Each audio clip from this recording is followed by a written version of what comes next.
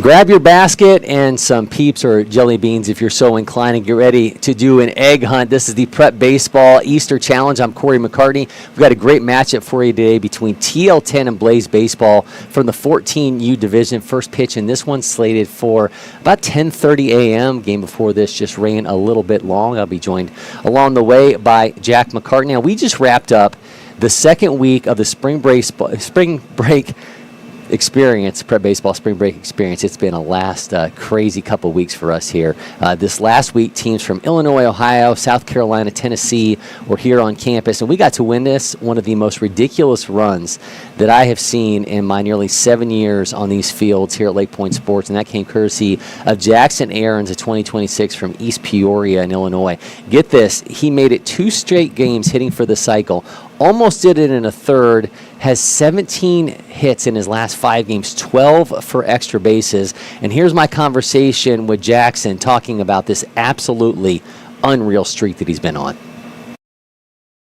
Suffice to say, nobody swinging a hotter bat to start the season than East Peoria 2026 Jackson Aarons. Just putting on an absolute show. The Prep Baseball spring break experience, making LakePoint Sports his own personal playground. Jackson, man, appreciate the time. Yeah, for sure. Let's go through these numbers, man. You 17 hits in your first 5 games, 12 for extra bases. Yeah. You go and get the cycle in Illinois. You come down here in Georgia. You get it in the first game. You finish a single shy of doing it 3 games in a row. Yeah. For us mere mortals, what does it feel like to be on that kind of a run? I mean, it feels great. Obviously, I'm seeing the ball great, so it's great. I'm just excited to be here, just having fun.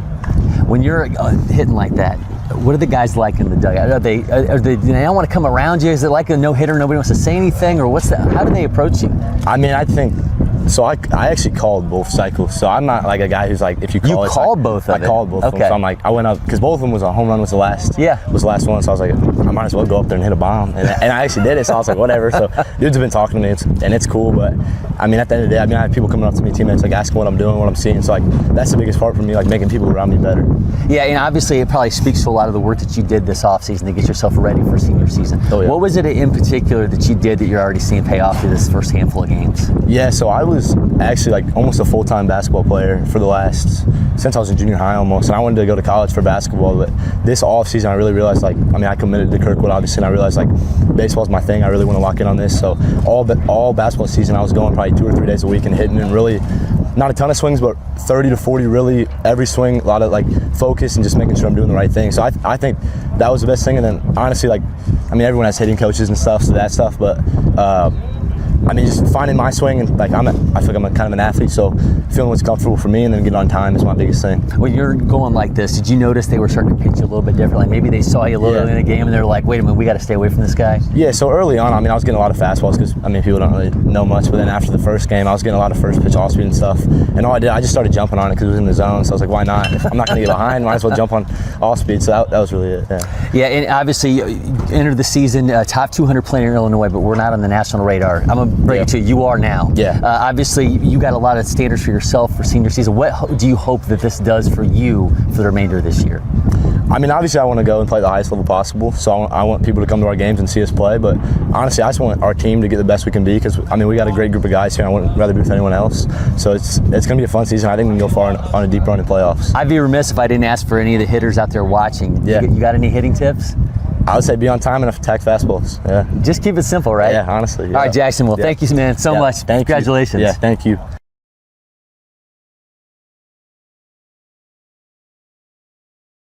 Going to be Prep Baseball's National Player of the Week for this next week, man. That's going to be awfully hard to beat. Jackson Aarons just with an absolutely unbelievable run, and we got to see so much of it here on our fields at LakePoint Sports. We are inching closer to first pitch between TL10 and Blaze Baseball. We're going to take a break in studio.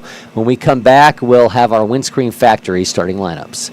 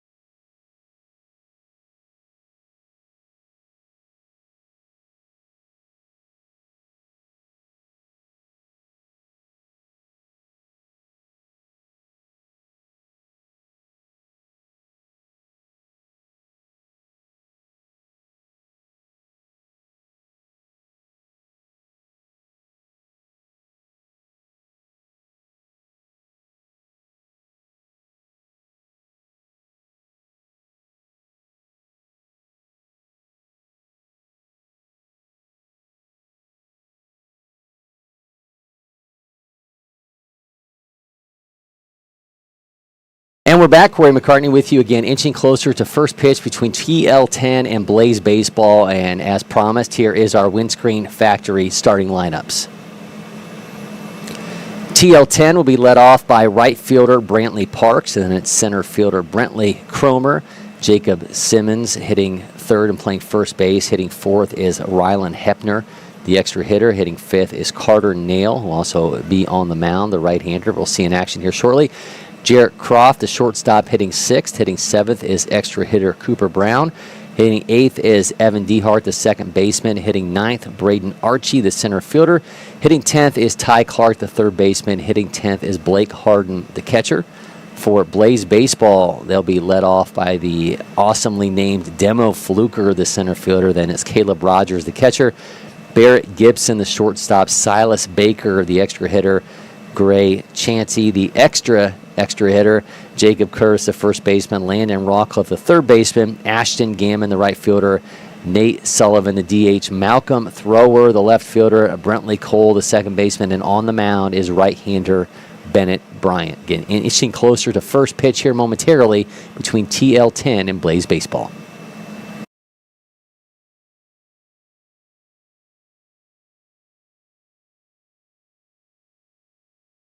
As promised, our action is about to get underway. Blaze Baseball will be out in the field first, so we'll get our first look at Bennett Bryant on the mound, and he's facing Brantley Parks, Brentley Cromer, and Jacob Simmons.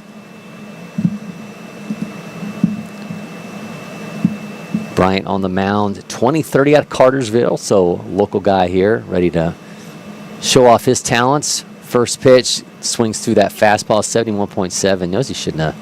Got to lay off the elevated stuff. Guys love the elevated fastball. Park swings right through that one for strike one. Pops up pitch number 2, slams his bat down. Shortstop underneath it, makes the catch for the first out. I know at the top of the screen it still says PS Choppers against TL10. TL10 did lose that game 9-8 previously, so just waiting on our Pro Baseball scoreboards to update here, which they will magically do as our action rolls along. And now here is Brentley Cromer. Also joined on the back there in the production room by Jack McCartney. Jack, you were out with TL10 a little bit before the game. This is a team that I know spent some time around last summer. Reese Grodeman, they've just Nealon Holsey. We've seen a lot of guys that have almost staples in this area have played for TL10 over the last 2 years. So excited to kind of see their younger guys in action here, and maybe some names that we might need to circle as the next couple of years we're along. Yeah, I mean, TL10's one of the most infamous teams that are here all the time. It's great to see a lot of these younger guys, and hopefully in these events we look back in the future and we're like, oh yeah, I remember when we were watching so and so, and like kind of how we were with Reese Grodeman and that to me is like the fun of the spring, right? Is that a lot of obviously we used to have the feature games, the junior feature games version of it, as that one's whipped foul, that would give us a look at those guys that were those 13s that would be playing in this 14U division here for the spring. But since they moved to the senior feature games, they took away 1 year of the junior, so now we're not getting a look at those guys. So we're having to kind of get our first looks at these players during this time of the year. So that creates kind of a unique opportunity for us to get a look at these guys and get up close and personal with them before the summer gets here, and we then are infused with all the high school players. So kind of it's almost like it's our version of the junior feature games happening throughout the spring. That one's put in play. Shortstop has it on the ground, throws. Did they get him? They got him for the second out. Nice job defensively there by Blaze. That was Barrett Gibson at shortstop making the throw over to Jacob Curtis.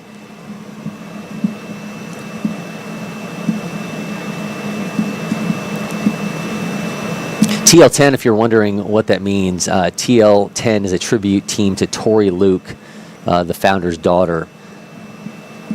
So taking her initials, TL and the number 10. A hit by pitch issued by Bryant. So it'll be 1 on with 2 outs. And here comes Rylan Hepner, the extra hitter. That's Simmons, the first baseman, now standing on the bag. He'll man defensively here shortly.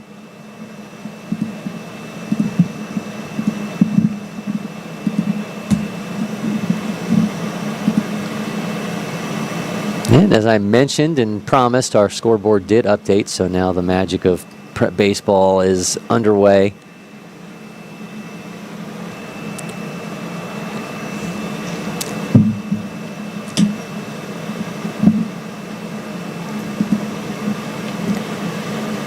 One's another hit by pitch, so back-to-back hit by pitches.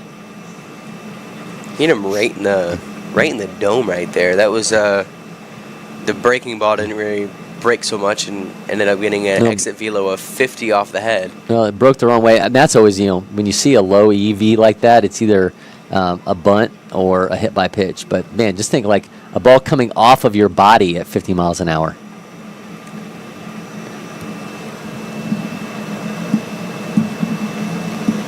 So 2 hit by pitches have a runner in scoring position. That puts the bat in the hands of Carter Nail, who we'll see momentarily on the mound. That's a strike.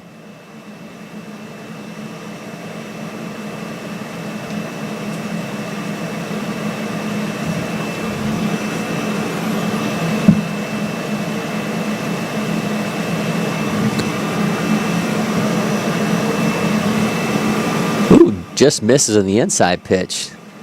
That's to open your eyes up a little bit if you're Carter Nail after 2 hit by pitches to see a ball moving in on you, but he did a good job of just kind of glancing away from that one.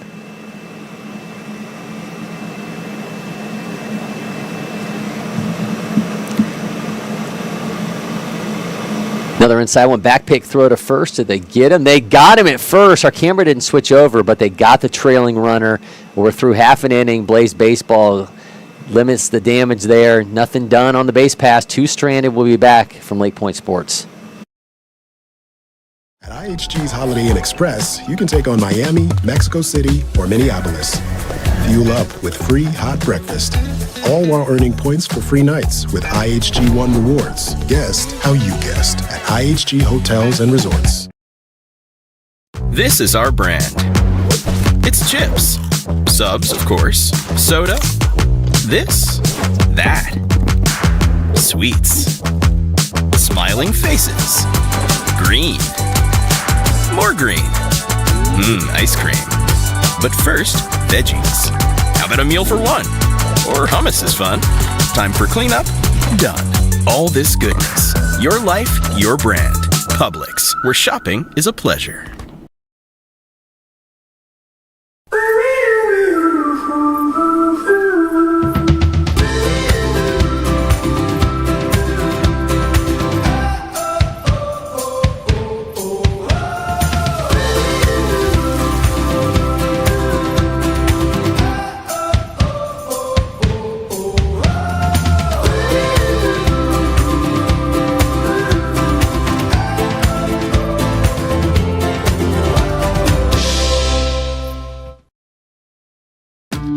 Windscreen Factory, more than just windscreen. We're a full-service sports facility contractor.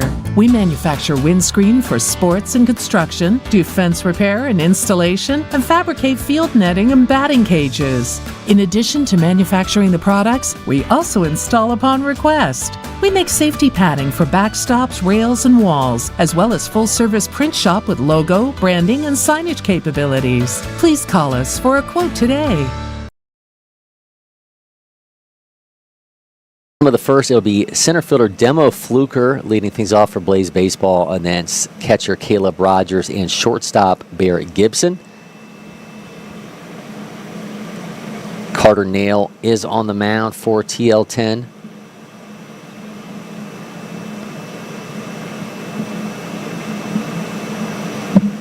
Nail, 5'2", 140-pounder from Cedartown. The second prep baseball event for him. There's Fluker getting ready to step in and get things started here for Blaze Baseball, North Paulding 2029. And big times going for North Paulding High School baseball. There's a number of future North Paulding Wolfpack members on this Blaze Baseball team.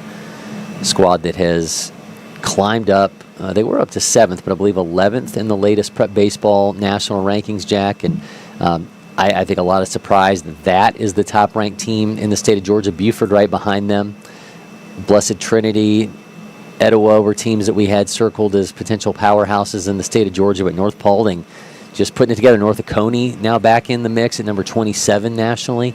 So some of those names we're used to seeing, but I think surprise that Etowah, who many people thought might contend for a national championship, at least the prep baseball variety, is not in the national rankings at this point.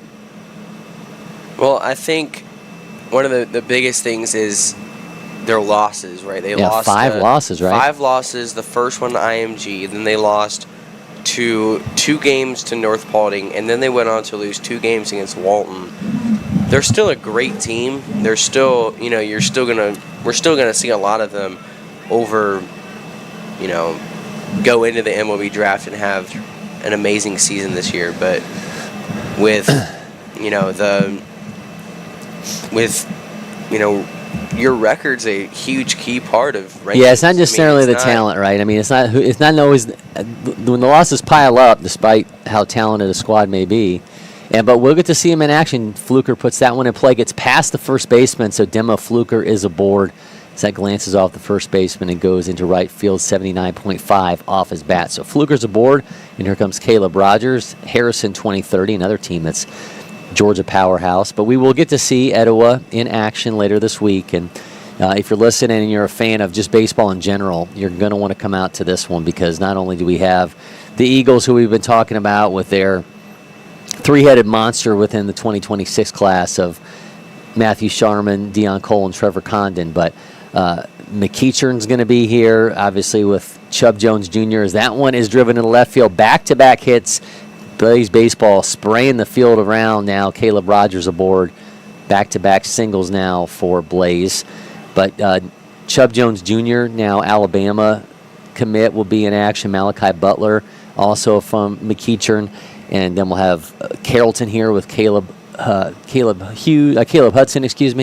And, just goes on and on. Stony Brook with Aiden Ruiz, Vanderbilt commit, one of the top shortstops in the nation, is going to be here in action. So definitely a time to be out here next Thursday and Friday for the battle for Bartow, as we'll bring you some more high school baseball action. We'll have 2 broadcasts from that one. So we'll have Etowah and Stony Brook at noon on Thursday, and 3 p.m. on Friday, it'll be McEachern and Stony Brook. So Stony Brook coming down from New York for that one. Should be a lot of fun, Jack. I know it's going to be a little bittersweet, especially when it comes to those Etowah players, because for the likes of Sharman, Condon, and Cole, this is the last time they will play on these fields here at LakePoint Sports, and they've been playing on these fields since they were in middle school. Yeah, I mean, those are some of the guys that... Infield fly, that'll be out number 1. Those are some of the guys that have been here so many times. I mean, even in the summer with Sharman and Canes National, Dion with Smart Tens, and Trev with Aces Prime lately. Aces Prime, yeah. They've been here almost every year with Etowah, and then they've also been here a ton with their respective travel teams.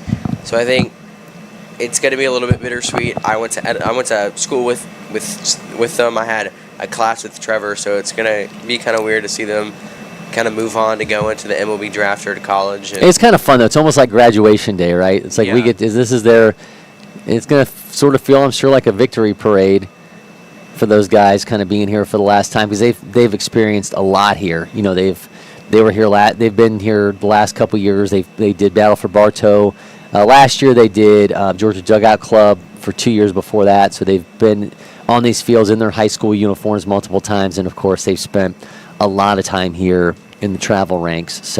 And spent a lot of time with us, so it is going to be a little weird not having those guys around and not hearing those names, at least within the confines of baseball happening here. I know they're going to be fixtures, at least in the baseball scene. Those guys have potential long careers ahead of them, so it should be a lot of fun to watch their progression. Got Silas Baker now at the plate after Barrett Gibson hits into an infield fly. Baker swings through that, slams back, goes down on strikes. So Carter nails 2 outs have come via the infield fly and then that strikeout. And this will be Gray Chansey, excuse me.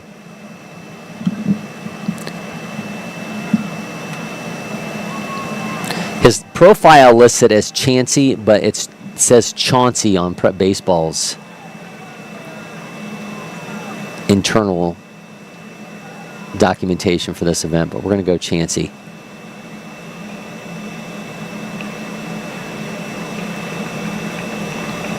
And I believe, Jack, what we had from Blaze Baseball, the throw over to third on the double steal.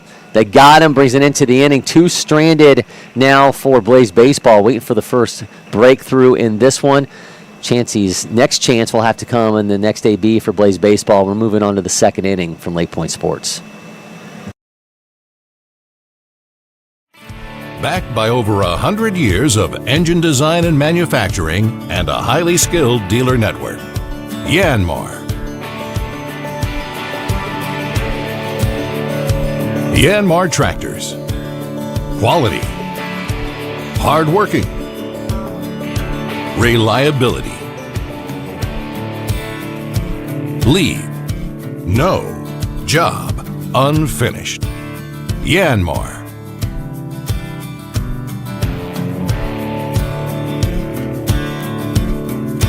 Visit us at www.yanmartractor.com or see your local dealer for details. At IHG's Holiday Inn Express, you can take on Miami, Mexico City, or Minneapolis. Fuel up with free hot breakfast, all while earning points for free nights with IHG One Rewards. Guest how you guessed at IHG Hotels and Resorts.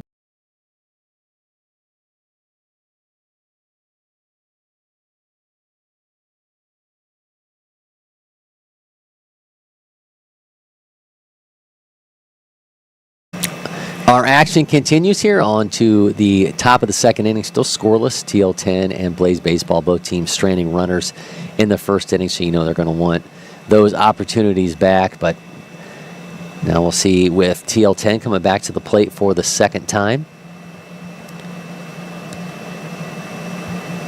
Should be Jarrett Croft, Cooper Brown, and Evan Dehart.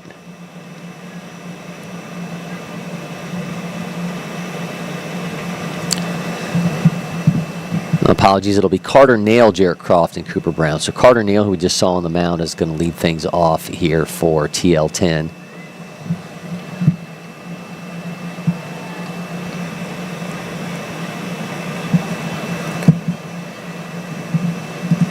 It's, of course, Easter weekend, so, Jack, that means we have to talk Easter candy. I mean, maybe by the time this is over with, we'll come up with our definitive rankings for Easter candy. But if you're going top 3 Easter candy, what comes to mind? Well, I mean, I feel like first off, you really got to go with the Reese's, you know, the peanut butter egg. Reese's peanut butter egg. Okay. There's the kind of ubiquitous chocolate bunny.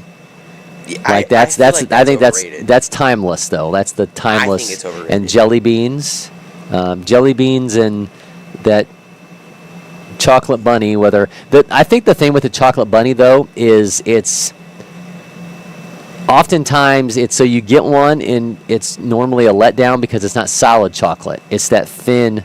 Yeah, it's hollow. Yeah. If it was solid, then it would be like, this is incredible. Neil fouls that back. I know your favorite is the Cadbury cream eggs. Yes, the Cadbury eggs to me that is chef's kiss. Easter is the Cadbury egg. My favorite, I think my 2 after it can go either one would be the. Oh, that's roped. 81 miles an hour, man. He thought he had all that one, but it goes foul.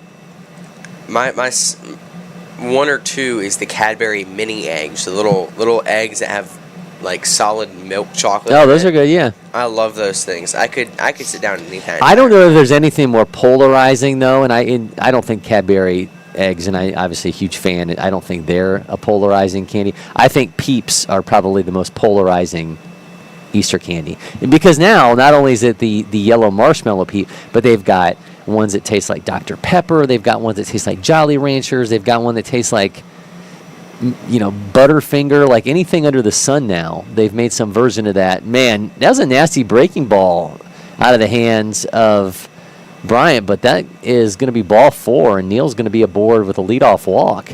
I think it's a little bit of surprise there from behind the plate that was called a ball, but nonetheless, that is going to be a leadoff walk issued to Neal, and it'll bring aboard Jarrett Croft. But yeah, I think if you were to ask 50 people on the street, I think you would probably be almost split between people that thinks that Peeps are disgusting and people that think Peeps are fantastic, which you may not find another candy in that spectrum of what's considered Easter candy that might be as polarizing as a Peep.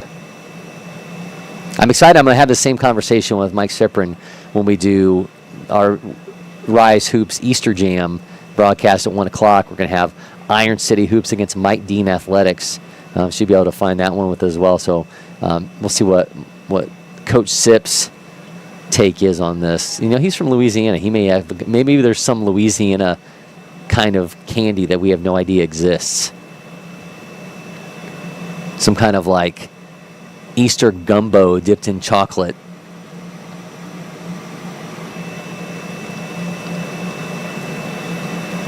But yes, I think Peeps are okay. I'm maybe the one of those people like I'm not going to seek them out. I won't say no to a Peep, but I will not seek a Peep. But I will go on a little Easter egg hunt for a Cadbury egg. That's in for a strike. But I think most people would probably agree that most people would probably put the Reese's peanut butter egg at the top of the heap. It's kind of hard to screw that one up. Runner takes off for second.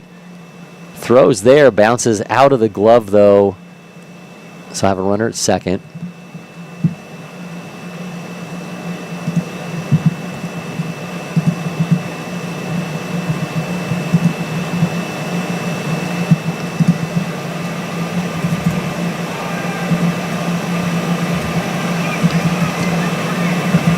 Swing, a miss, strikeout. Be out number 1.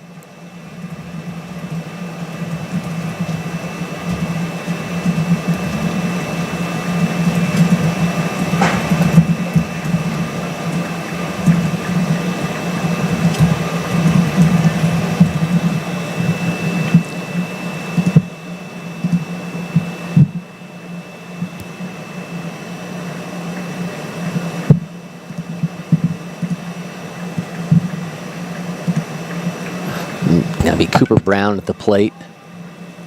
It's got an 0-1 count. 1 down here in the inning. Bennett Bryant on the mound for Blaze Baseball.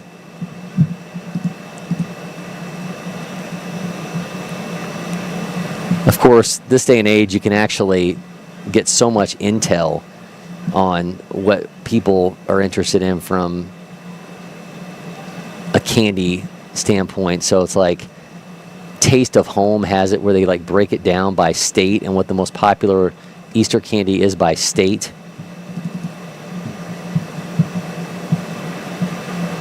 They actually have states that weigh in on whether they prefer marshmallow chicks, which I'm assuming that must be Peeps, and jelly beans.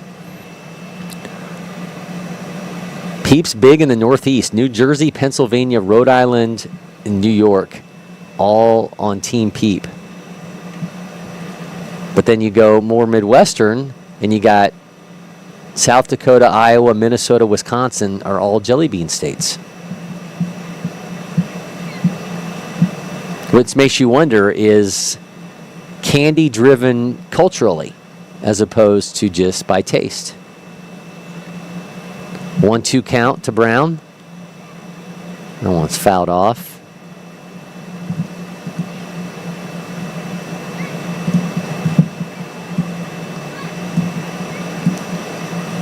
But there may not be anything more disappointing on Easter morning than opening up what you believe is a solid chocolate Easter bunny, only to find out that he is a fragile casing of chocolate with nothing inside.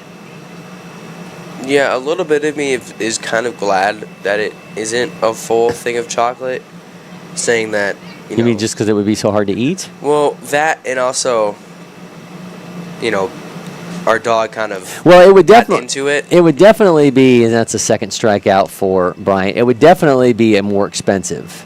Yeah, well, because it's the difference of, like, if it's a $5, probably, my guess is like $5 to $7 for one of those tiny little ones that is hollow. And I think it would be so much more money if it Well, was it would a be like solid. it would be like at Costco when they had that solid chocolate football that they were selling around the Super Bowl. It Yeah. was $80. Jeez. I mean, that tells you how much, and it was like an actual football size It was piece of massive. chocolate, and it was solid chocolate football, and it was $80 of chocolate. Yeah, but I know that must have been good. That's just a lot of. That's a dense. Well, that's a dense product. That's a Super Bowl party thing. That's not like I'm sitting at home at 2 a.m. Yeah, but how do you Sunday. eat a solid chocolate football? Like, what do you like? Do you just bite into it? But not collectively. Like, you would have to like saw it off, or I don't even know. It'd be like you'd have to have like the thing that you used to cut a turkey with. Probably, yeah. Here comes the 0-2 from Bryant. That one's a dribbler. Third base has it, throws on the run, Arenado-esque, but it gets away from the first baseman. Here comes run number 1 off the throwing error. So nearly had a chance to get out of the inning. Sails atop the first baseman's head. Looks good doing it. But we have run number 1 in this one as Blaze Baseball takes the lead here in the second. That's a tough play. Tough play on the run. Try to be able to make that throw. Nearly pulled it off, but that'll be an error issued to Blaze, and we've got a 1-0 lead for TL10. Now comes Braden Archie. Evan Dehart credited with the RBI, and he now finds himself at second.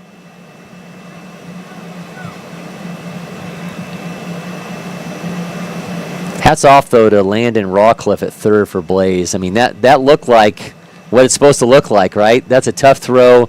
You gather the ball on the run, thrown across your body. Looks like Arenado, looks like Matt Chapman, looks like Austin Riley, but just couldn't finish it off. Sails over top of the first baseman and makes it a 1-0 game. But he'll get his opportunity back. We saw that play out during Thursday's spring break experience game, didn't we, Jack? We saw behind the plate Owen Weber for Lincoln Way West. Makes a back pick throw to first base as the catcher gets past it. Michael Pettit at first, goes into the outfield, 2 runs scored. And then what does he do? 2 innings later, hits a bases-clearing double as Lincoln Way West was on its way to a walk-off victory in that one, supplied by Pettit. But baseball has a way of providing opportunity even in the moment if it feels like the world's crashing down. Yeah, I mean, I talk about it a lot. In baseball, you really do have to have that gold set mentality, the goldfish mentality. Because if you let what happened in the inning before, or even in the pitch before, it's going to derail how you think, how you play. You really have to think, okay, this is a new at-bat, new everything, because you're going to get caught up in the past. And it's such a mental game. Everyone says it's more mental than it is physical, because you really have to use your brain and everything to try to become a great pitcher, batter. Well, I think a lot of it, too, is that baseball is so slow, so you have time to sit with failure, right? Like if it's a football game and you screw up a block or a guy gets past you and gets a 20-yard completion downfield, the next play is like 15 seconds later. But in baseball, if you're Landon Rawcliffe right now and you make that throw, you got a long time to kind of sit and stew with it over there by yourself at third, and that's going to hit off the glove of Bryant. Second base has it, though, off the ricochet and makes the throw over to first to get the inning out. You just have a long time to kind of sit with things, which I think is why you talk about that mental side. But we know Rawcliffe's going to get his chance. TL10's got a 1-0 lead. We'll be back with the bottom of the second from the Easter Challenge.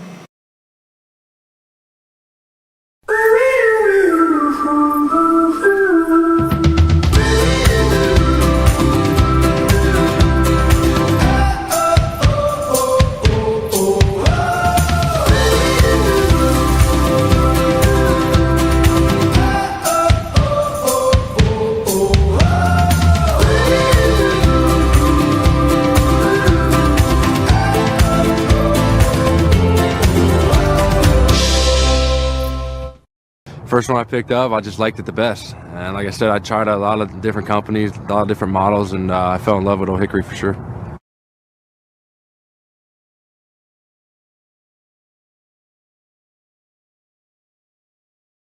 This is our brand. It's chips. Subs, of course. Soda. This. That. Sweets. Smiling faces. Green. More green. Ice cream. But first, veggies. How about a meal for one? Or hummus is fun. Time for cleanup? Done. All this goodness. Your life, your brand. Publix, where shopping is a pleasure.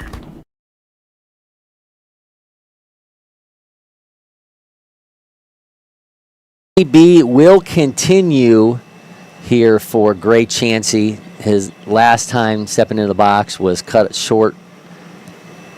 Runner getting thrown out, so he'll be followed by Jacob Curtis and Landon Rawcliffe. Blaze Baseball now trying to answer TL10, scoring the game's first run in the top of this inning. Carter Nail is back on the mound. He's on 15 pitches so far for TL10. Chansey, Adairsville 2030, 7th prep baseball event for him.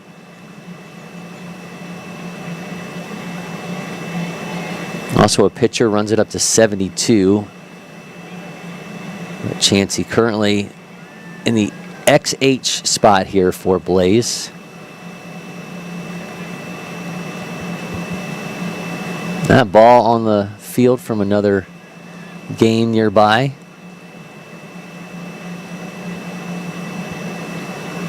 No real way around that happening here, and I know it can derail things.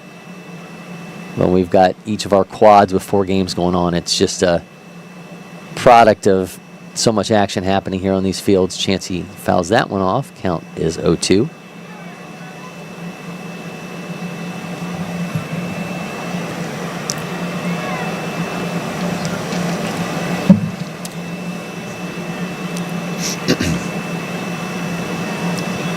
You know, we're going back to the Easter candy. I feel like Easter is so much more defined by food than Christmas. You know, because everybody, like, there's obviously you make cookies and all that kind of stuff at Christmas, but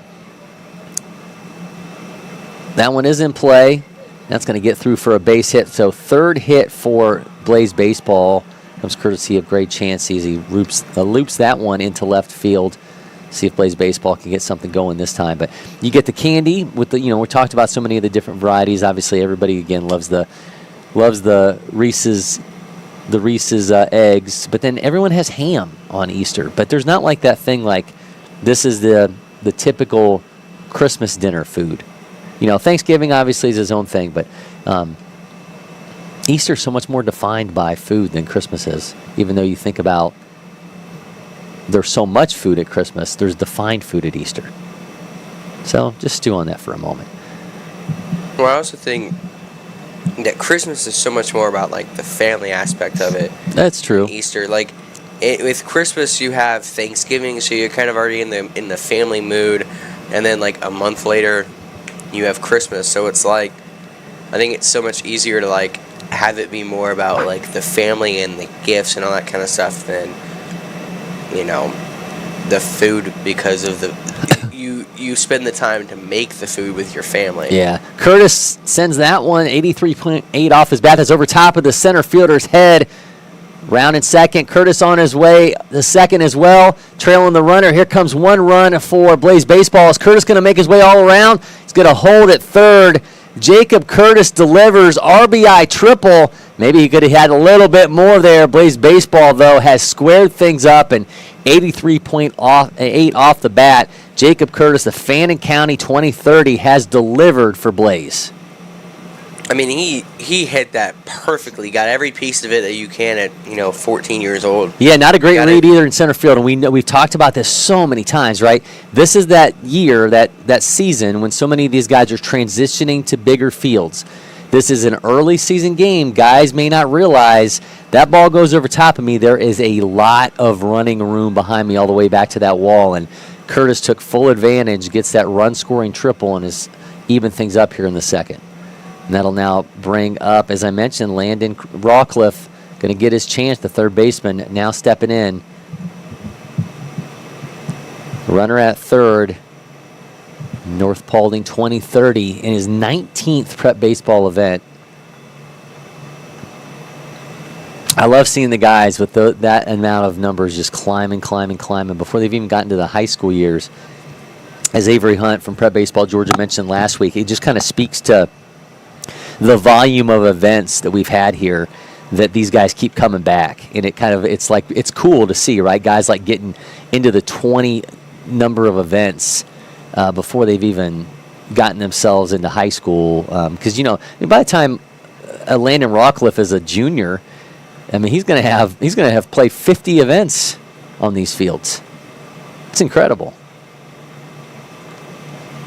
Yeah, I mean, with travel ball, I feel like guys are starting older and they're playing in bigger events at such a younger age. Yeah. That we're seeing, with guys that normally would have 12 events would be a senior in high school, and it's sometimes it's preseason All-State and that kind of stuff instead of, Yeah, kudos. Hats off to the work that that Hudson Graham and Ian Smith are doing in building up those scouting events too, and getting a look at these guys, and creating these opportunities not only here at LakePoint Sports, but stuff that they do off campus at college sites across the state of Georgia, and doing some stuff now in different parts of the state as well.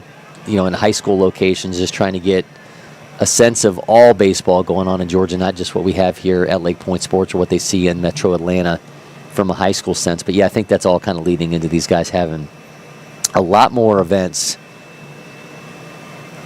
on their resumes than we saw before. Comes the payoff pitch to Rockcliffe, and he fouls that one off. Followed by Ashton Gammon in the on-deck circle. So Jacob Curtis, RBI triple, has evened things up here in the second.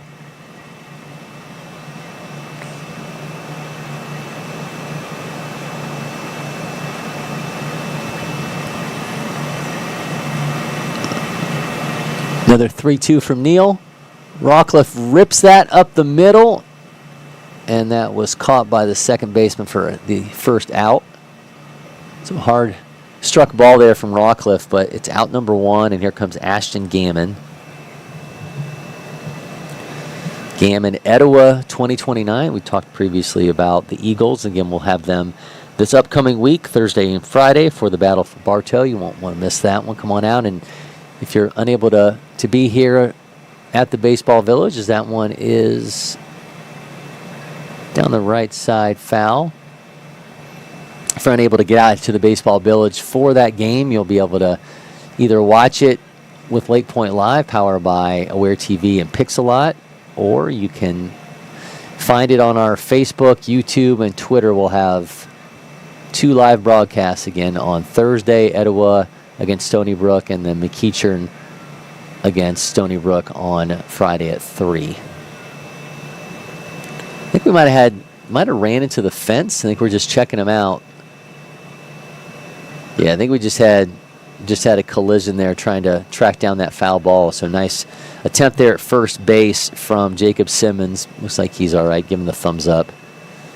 Camera could not see that there had been any calamities on his way to try to track down that foul ball.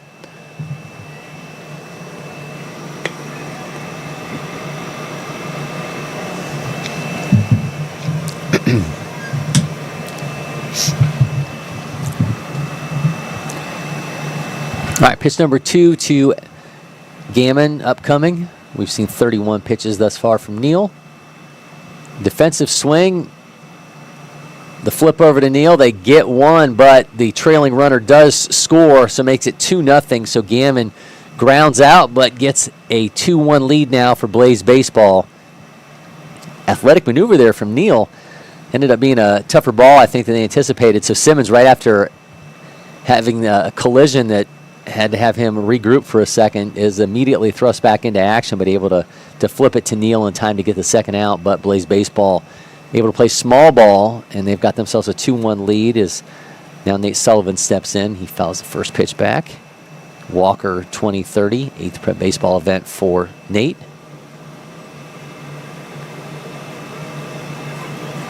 530 pounds.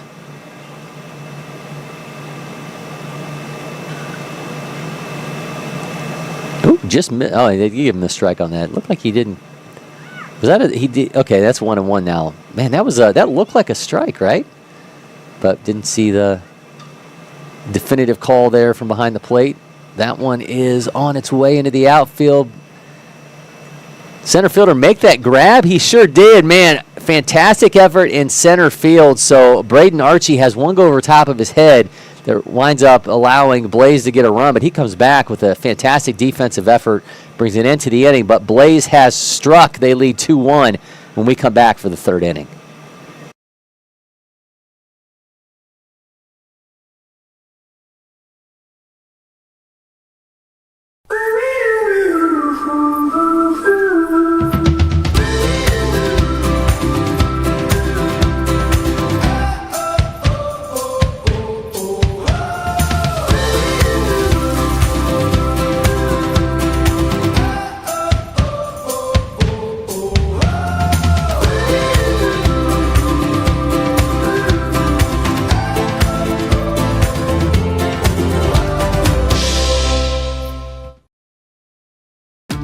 The Windscreen Factory, more than just windscreen. We're a full-service sports facility contractor.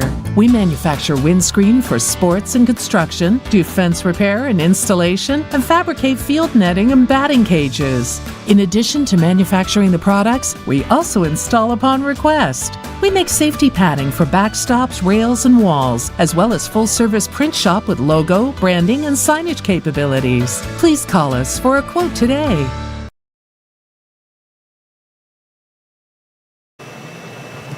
Welcome back, Cory McCartney. Jack McCartney with you. Bennett Bryant out for his third inning of work for Blaze Baseball, and he's now been backed by a 2-1 lead. TL10 will move to Ty Clark, their number 10 and 11 hitter. Blake Harden to follow, and then it's the top of the order with Brantley Parks.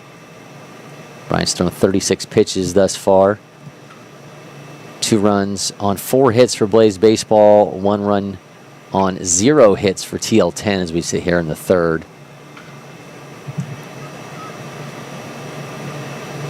Ty Clark, Rockmart 2030. Cannot see Rockmart without thinking of Nealon Holsey. Nealon, a catcher that was in action for TL10 previously. Spent some time here in the broadcast booth with me. I spent a lot of time around Nealon over the years. Just a kid that just absolutely adores this game to the point where for future games 2 years ago, he wasn't on Georgia's team, but word had gotten to Nevada that they were in need of catchers, and so Nealon stepped in and made an appearance in the future games, catching for a state he'd never been in. I asked him if that gave him then citizenship within the state of Nevada. He was going to check on that one and get back with me. 2-1 count here to Clark. Swing, miss. Counts now even.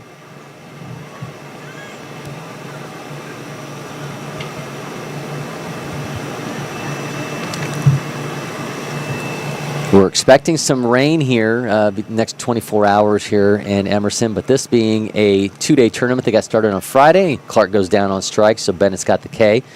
Won't have to worry about weather here on campus, as that is going to be strikeout number 2 for Bryant.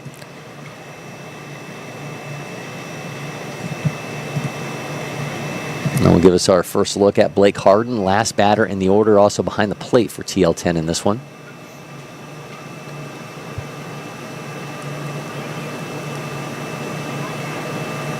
He pops the first pitch up. Bennett camps underneath it, backtrack and makes that catch for out number 2. Big goings in baseball, though, yesterday, Jack. Connor Griffin, the number 1 prospect in the game, makes his debut for the Pittsburgh Pirates. The what pick was he? He was the 9th pick in the 2024 draft, doubles in his first game. Of course, he was here in action multiple times, played in the 2020 Junior Feature Games, 2-time MPI participant, that gigantic event that we have in June before he was drafted by the Pirates. Got to spend some time doing a Zoom call a couple years ago with Connor, talking about his experiences here at LakePoint Sports. So, man, just another example. That one is hammered into right field. Man, nearly caught it. Diving catch is not made, though, as that one is going to not stop him at second, on his way into third. Yep, man, oh no, we've got this one's going. He's going to, oh man, had it there for a second. Oh man, that could have been inside the park magic there, but stops at home. Stops at third, and a 2-out triple for TL10. And things getting dangerous here as they try to even this thing up at 2-2. Well, I mean, we've talked about it in broadcast before. You know, the transition to the bigger fields and bigger dimensions, because they move over to the bigger fields when they turn 13. Yeah. But the dimensions of the field is smaller. So usually what would be a normal inside the park home run, sometimes now is just going to be a triple because instead of it being a shorter dimensions from all the different bags, it's now. Yeah, they do have to cover more ground. And that was actually Brentley Cromer with that triple, by the way. So I think we had something wrong in our lineup.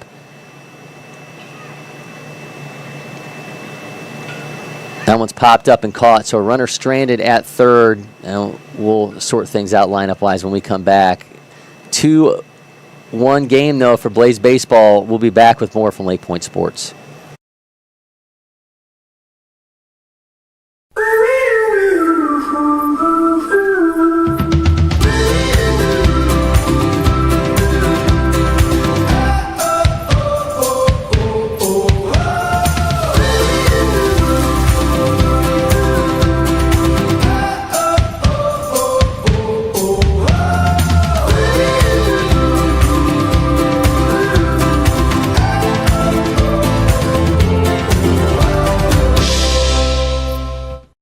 First one I picked up, I just liked it the best. And like I said, I tried a lot of different companies, a lot of different models, and I fell in love with Old Hickory for sure.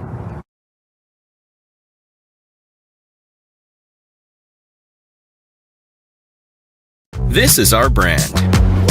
It's chips. Subs, of course. Soda. This. That. Sweets. Smiling faces. Green. More green. Ice cream. But first, veggies. How about a meal for one? Or hummus is fun. Time for cleanup? Done. All this goodness. Your life, your brand. Publix, where shopping is a pleasure. Continues runner stranded at third off the triple from Brantley Parks for TL10. Blaze Baseball continues to lead 2-1. Another inning of work now for Carter Nail.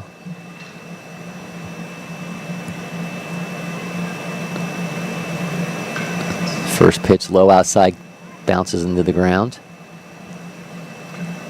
Malcolm Thrower at the plate for Blaze Baseball. That's a fantastic baseball name for you. Thrower throws that one back foul. He's to be followed by Bentley Cole, and then top of the order, Demo Fluker.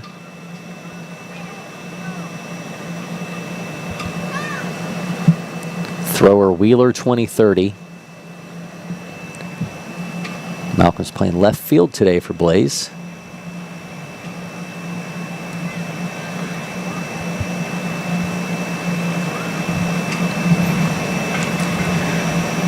The 2-1 in play. Throw is in time for the first out. Jarrett Croft to Jacob Simmons for out number 1. And Bentley Cole now steps in with 1 down. Bentley Cole, whose name was transposed by Prep Baseball into Cole Bentley. But Bentley Cole, Fannin County.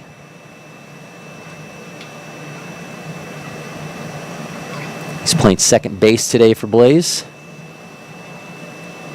Prep Baseball event number 13 for Bentley. I got a no 2 count. Starting to warm up here in Emerson. So it should be a beautiful day here for us to get through this event. Championship game going to be played at 6:15 today, at least scheduled to here in the 14U division. So again, action got started yesterday evening. I'm sure some of those games were impacted by the traffic woes that we had up I-75 north here, and kind of just jam-packing everything in Metro Atlanta due to really bad accident on 75 North, goes down on strikes. So Bentley Cole, victim of a Carter Nail strikeout for out number 2. But we're all cramming the rest of it into today's action. So again, championship game slated for 6:15 today.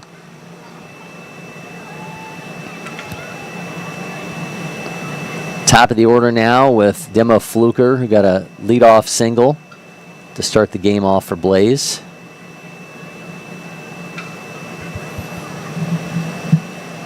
Fluker, the North Paulding 2029, got a 1-0 count.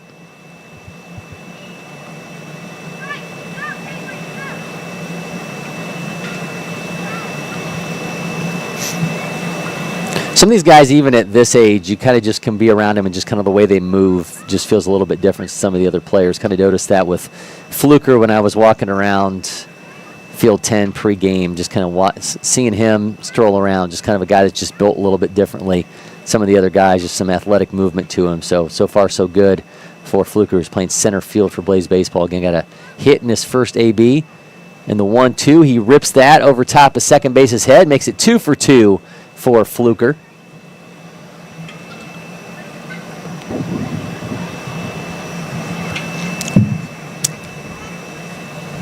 They'll bring up catcher Caleb Rogers, also singled in his first trip to the plate.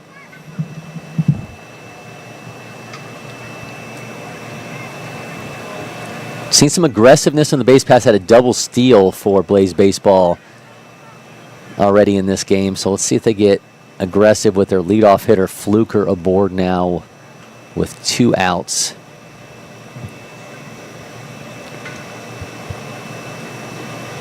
And there he does, in fact, take off for second. The slide's just for emphasis as the catcher just ate that one and have a runner down in scoring position with an 0-1 count, 2 down.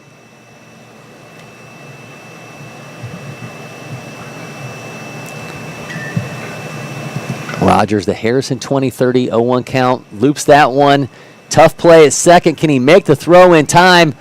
Is able to do so. Man, what an effort at second base there from Evan Dehart. Sliding stop on just kind of a ball that he just reached out and plunked to that. Man, nice defensive work for TL10. Runner left stranded. It remains 2-1 Blaze when we come back.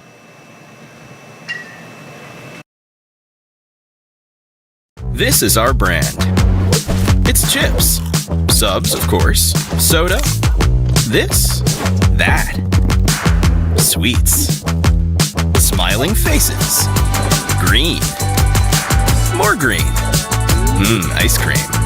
But first, veggies. How about a meal for one? Or hummus is fun.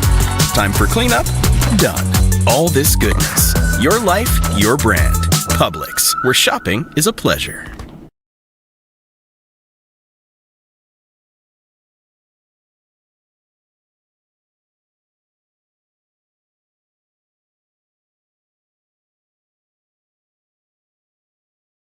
At IHG's Holiday Inn Express, you can take on Miami, Mexico City, or Minneapolis. Fuel up with free hot breakfast, all while earning points for free nights with IHG One Rewards. Guest how you guessed at IHG Hotels and Resorts.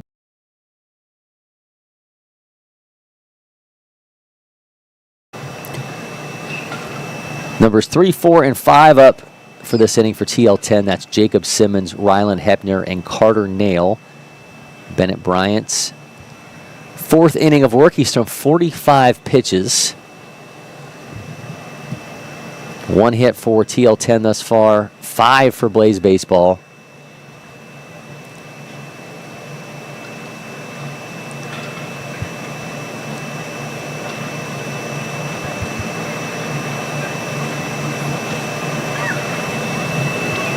Some late warm-up pitches as the catcher was a little late to arrive.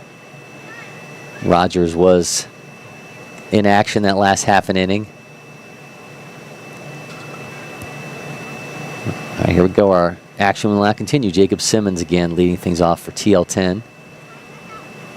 Left a runner stranded at third after the Brentley Parks triple in the third.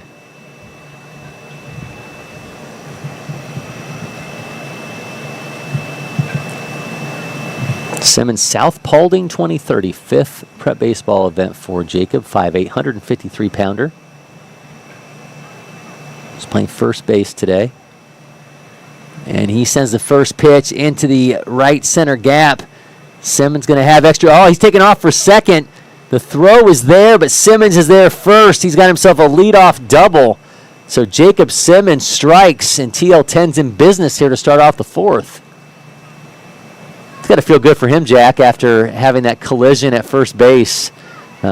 He gets to instill his will a little bit on this field as opposed to the other way around.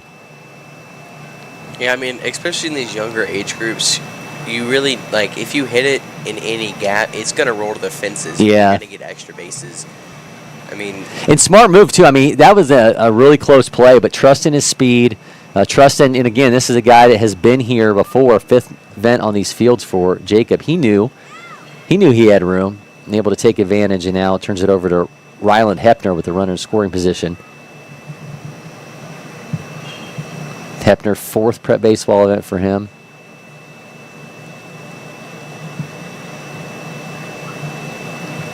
Yeah, I mean, every player on this TL10 team has been on these fields multiple times. They don't have a single guy who's just played in their first game, and that one is looped into center field, stopped by Fluker, but now runners at first and second as Hepner makes it back-to-back hits for TL10. Here comes Carter Nail.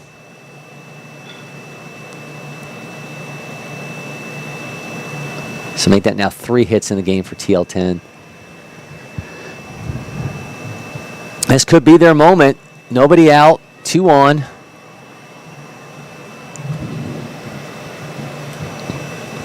Hits starting to pile up. Fluker playing a little more shallow than I'd anticipate. Neal, first pitch, 83.8 off his bat. That drops down in left field, gets away from the left fielder. Here comes 1 run. Are we going to have 2? Yep, Carter Neal's going to be standing at second base, and he's got himself a 2-run double and has given TL10 the lead. I mean, that was great base running, too. They both knew they could leg it out, and that was just a beautifully hit ball right there, 83.7 off the bat.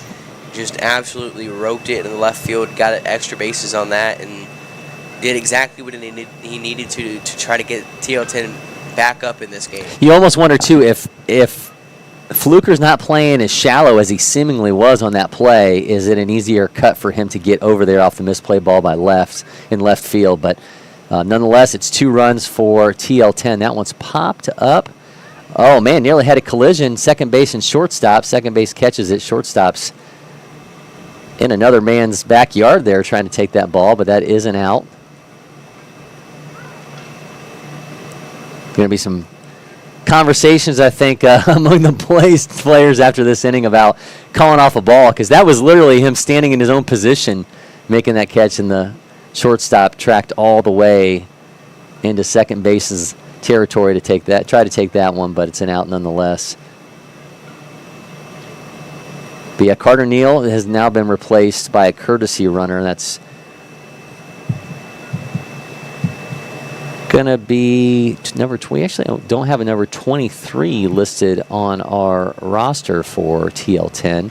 May have been one on what we got pregame, as of course there's inevitably some changes here with guys moving numbers around. And yep, that's in fact what did happen.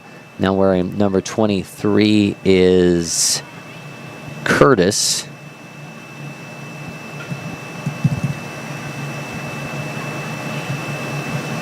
And I don't even think we didn't have a Curtis on the roster, so maybe Curtis was a late add for TL10, but that's who's standing at second base, is the courtesy runner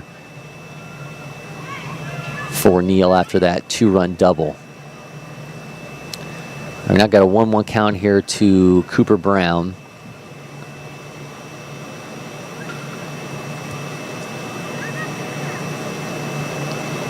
As much preparation as you think you can do for one of these travel baseball games, there's always a change with a pickup player or a number that changes. It's the Wild West. It's a 2-1. Swing, miss. Counts now even at 2-2. 2-run scoring in the inning off of a Carter-Neal double. Brian trying to get his 4th strikeout. He's allowed 4 hits, 3 runs, all earned 1 walk. Out the stretched hand of the pitcher. Second base has it, does throw for out number 2. So both outs in this inning are courtesy of Cole at second.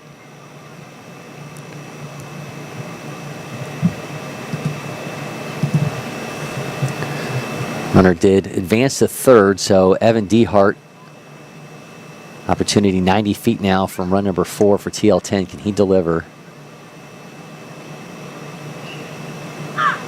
He skies the first pitch.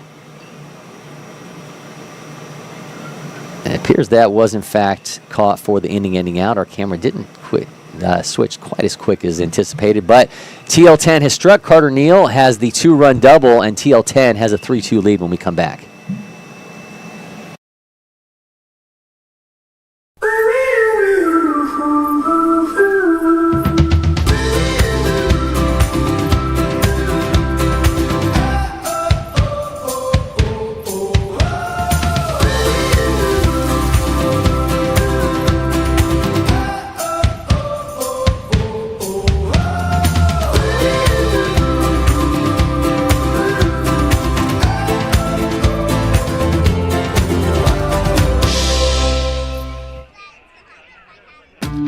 Windscreen Factory, more than just windscreen.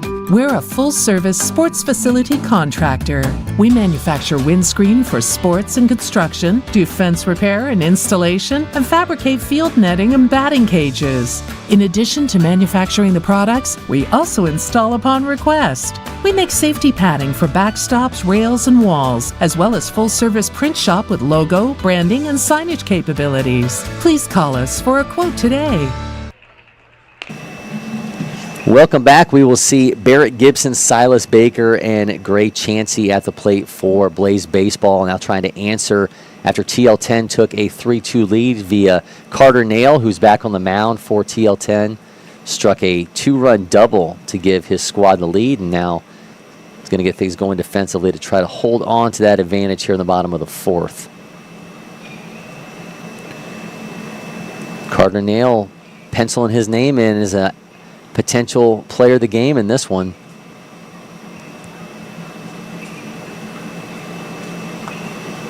First pitch misses outside, glove side.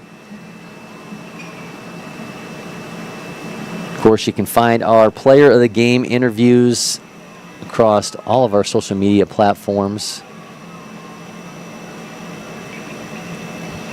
We'll see who winds up getting that honor after this one. TL10 leads 3-2. Gibson right back to Neal.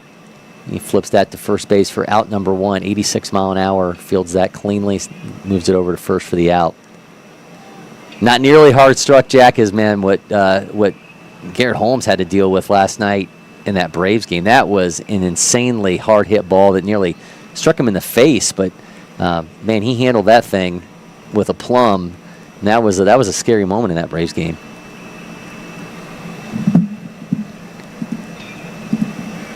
I'm not even sure that Grant Holmes hit back if we got an exit velo on that.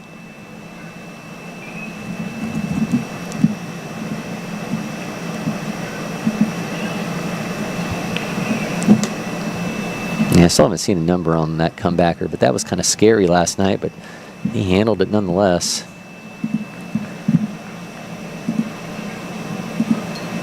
Silas Baker now up. He's got a 1-2 count.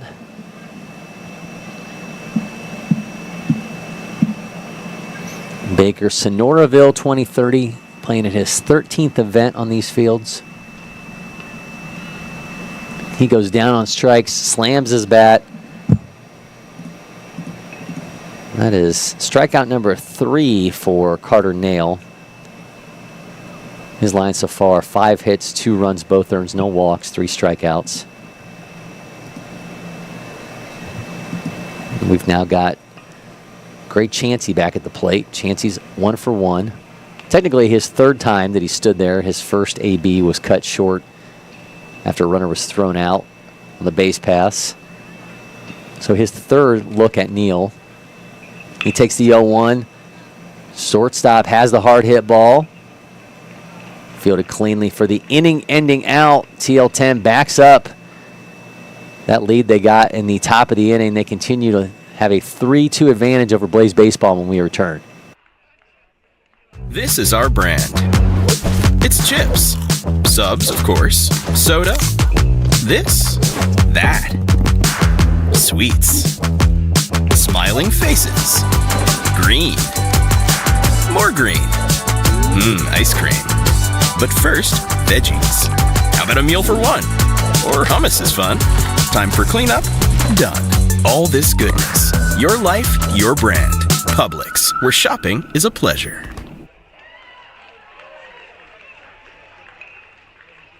At IHG's Holiday Inn Express, you can take on Miami, Mexico City, or Minneapolis.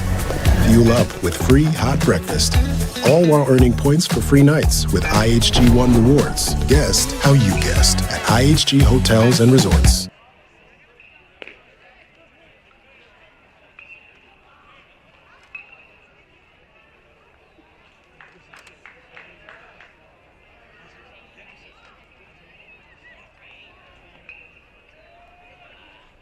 Jack McCartney with you, bringing you coverage of the Easter Challenge. TL10 leading 3-2 over Blaze Baseball.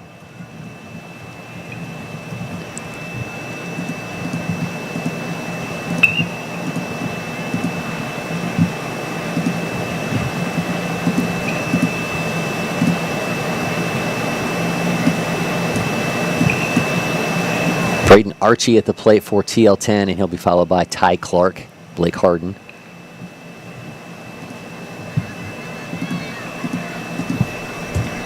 Key moment in this game so far coming from Carter Neal with that 2-run double that's provided TL10 with a 3-2 lead.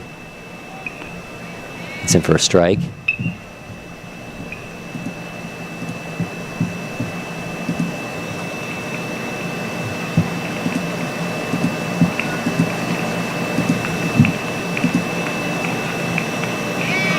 Bryant gets a strikeout, another slammed bat. He's thrown 59 pitches.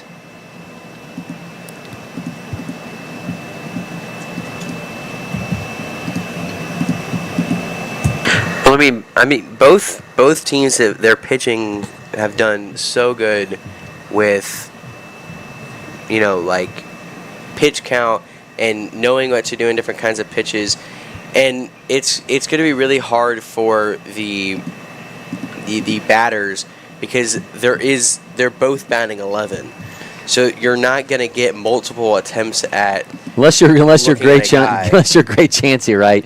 And then he's the only guy in this game that's probably going to step into that box 3 times because he did it. That first AB was abbreviated, but then he ends up actually hitting twice. But yeah, you're right. I mean, when you're hitting this many this early in the season, it can certainly be tough for guys to get into a rhythm.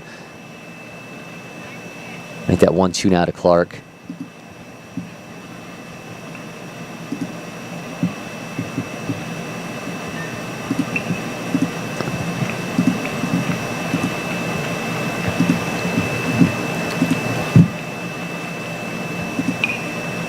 Another foul.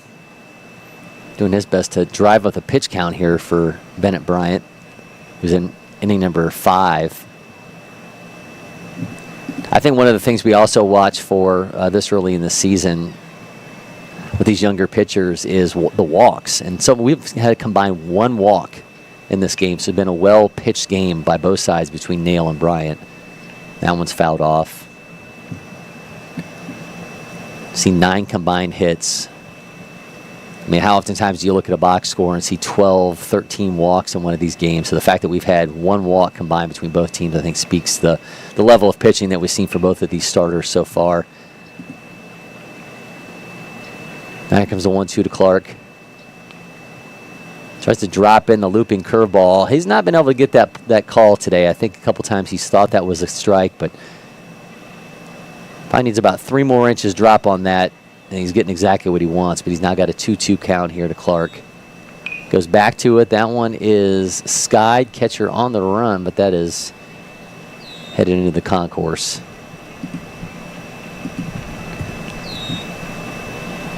I think one of the things you do watch for too, and look, what I say means a detriment to any young pitcher, but the body language when you don't get that call does matter, because these umpires are back there doing their thing. They're trying to make sure these guys are playing the game the correct way, and that one is going to be foul as well. How you react to not getting the call, I think sometimes can determine maybe whether you do get that borderline call the next time. So far, to this point, neither one of these pitchers have been demonstrative in their reaction to a pitch that they thought was a strike that was called a ball. But those reactions, especially at this age, they do matter, how these guys handle themselves. Clark with the softly hit ball. Third base has it. Rockcliffe can't make the play, so he will be aboard the one-out infield single.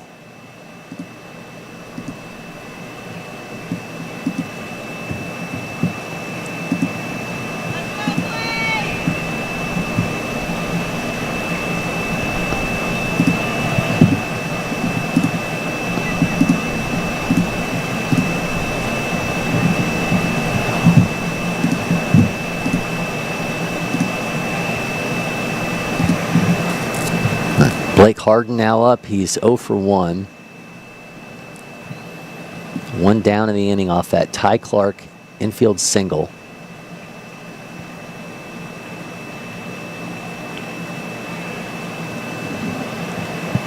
Next pitch will be number 70 here for Bryant.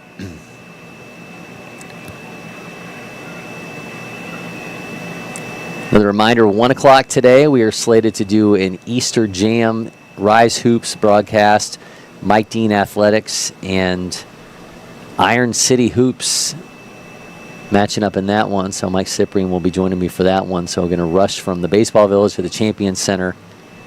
Breakneck pace here as we bring you 2 broadcasts on this Easter weekend. But Jack, those Rise events have been a lot of fun. Apparently there was a windmill dunk last night in the 8 o'clock window. So I'm excited to see the clip of this whenever we get that posted on our social media channels. Well, and the crazy thing is it's the oldest age group's 14U. Yeah. So, we got guys throwing down at 14. Yeah, throwing down. So, yeah, excited to see that. And hopefully we get a good game today. Mike Dean Athletics and Iron City Hoops. Mike Dean, a former Middle Tennessee and Georgia player, played in the CBA. Leading that MDA Academy team. That's a strike, makes it 1-2.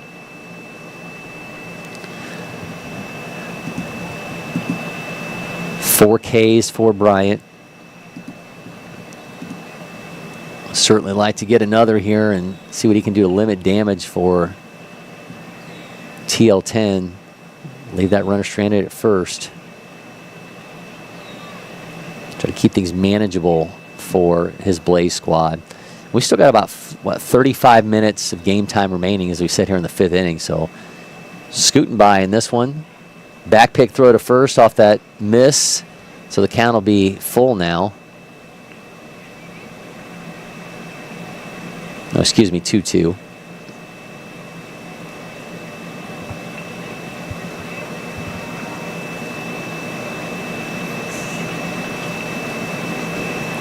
Now I get that full count.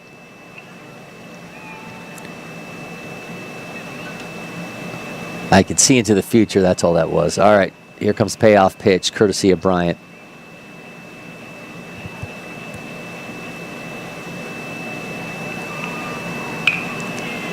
Harden drives that on its way into the left field gap. Center fielder can't make the play. Clark making his way to third. He's got Harden fast behind him. Clark's on his way home. Run number 4 for TL10. Harden's got himself an RBI triple and has extended the lead now from TL10 to 2. And man, those balls into the gap have been absolute chaos for both sides. And Harden taking full advantage there as he drives that one into left center and is off and moving. Man, he was flying, nearly caught up to Clark. Got himself an RBI triple, though, and extends this lead for TL10. They're absolutely battling the balls right now. That's the 3rd triple we've seen today. They've gotten multiple doubles today. And again, you said it earlier, there's been minimal walks all day. So pitching's been great. It's just they're pitching it into places that the batters are really just beating. Can't get to it, right? Yeah. They cannot get to the ball in these gaps, and it's going all the way to the wall. And we've seen multiple extra base hits, 11 combined hits, and that is going to chase Bryant. So we're going to have a new pitcher for TL10. Quick break here in studio. We'll come back and tell you about the new arm for Blaze. This is our brand. It's chips. Subs, of course. Soda. This. That. Sweets. Smiling faces. Green. More green. Ice cream. But first, veggies. How about a meal for one? Or hummus is fun. Time for cleanup? Done. All this goodness. Your life, your brand. Publix, where shopping is a pleasure. At IHG's Holiday Inn Express, you can take on Miami, Mexico City, or Minneapolis. Fuel up with free hot breakfast, all while earning points for free nights with IHG One Rewards. Guest how you guessed at IHG Hotels and Resorts. Blake Harden struck, and that was the end of the day for Bennett Bryant. Harden coming through with an RBI triple for TL10. That's given them a 4-2 lead, and that leads to a pitching change for Blaze Baseball as Bennett Bryant's day is over. Landon Rawcliffe slides over from third base, and he'll be the new arm for Blaze in North Paulding 2030. Has a fastball around 73, curveball that he works 57 to 60. And he's got the top of the order with Brantley Parks, who went triple in his last trip to the plate. He's 1 for 2. Final line on Bryant, 4 1/3, 6 hits, 4 runs, all earned, 1 walk, 4 strikeouts. And the first pitch that Bentley sees, he sends that one into left field, and that is on its way to the wall. Here comes another run. He's going to have multiple triples. Man, what a day. Is he going to hold there? Yep. 2 triples on the day for Parks, and that one, another all the way to the wall, 82 mile an hour off his bat. First pitch that he saw from Rawcliffe, and the leadoff hitter for TL10 delivers and has now given them a 5-2 lead here in the 5th. 2 triples on the day for Parks. What a day that he is having today, man. An absolute run here for this Rockmart 2030. I mean, yeah, you can obviously see the speed right now. He's hitting the ball where they're not. They can't get to it, and he's just showing off the legs and getting, the second triple of the day right here.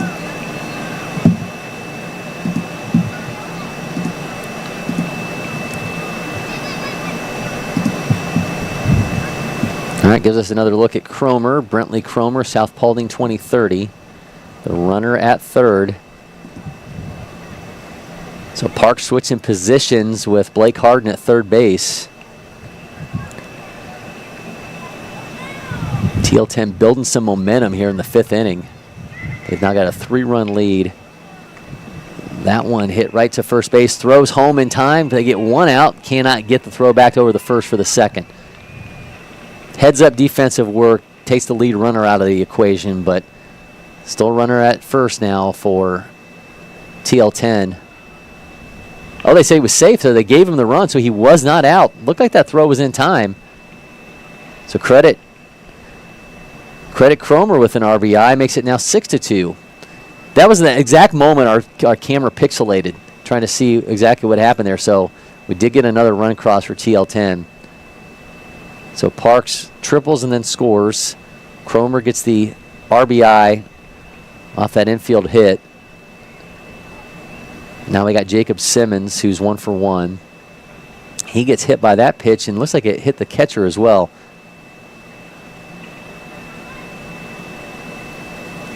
That ball hit both batter and catcher. So Caleb Rogers getting a chance to regroup here. As Simmons now stands at first, and Rylan Hepner is currently up for TL10. 8 hits now, 6 runs in total for TL10, 2 runs on 5 hits for Blaze.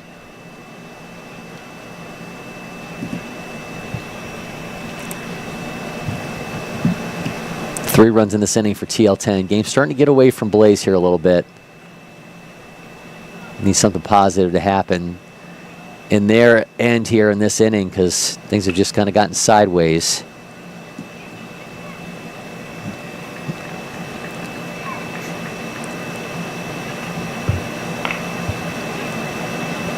Chopper to short, throws the second in time for 1 out. So we'll have him at the corners there off the fielder's choice.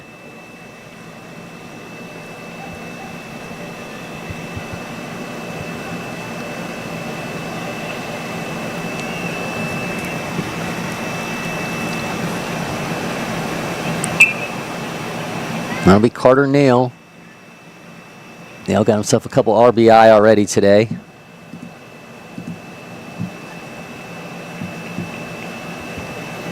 Drove in 2 off a double in the 4th.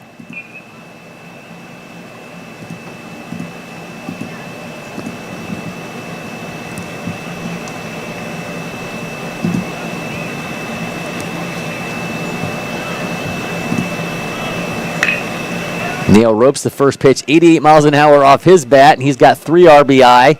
And that one is on his way to the wall. Nail's going to make his way into second base, and here comes another RBI for him, making a 4 RBI day for Carter Nail. And, man, he's got reason to celebrate at second base. Extends the lead to 8-2 for TL10. And, man, at this point, it's like if a ball gets hit into the outfield and it's not cleanly fielded, it's legitimately extra bases on every one, and TL10's just off and running, man. These big fields are proving a problem defensively, and TL10 has taken full advantage and worked themselves in now a 6-run advantage here in the 5th.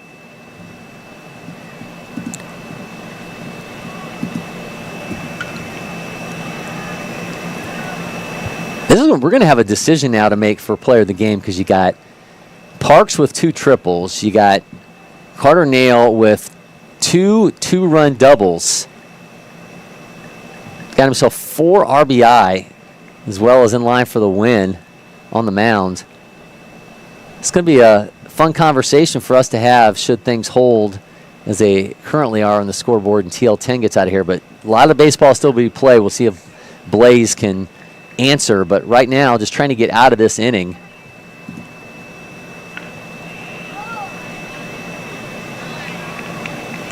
And that one was caught for the inning ending out, but Blaze has allowed 6 runs in that one, and man, we just saw it, 5 runs, excuse me, a big inning for TL10. They lead 8-2 when we come back from LakePoint Sports. Backed by over 100 years of engine design and manufacturing and a highly skilled dealer network. Yanmar. Yanmar Tractors. Quality. Hardworking. Reliability. Leave no job unfinished. Yanmar.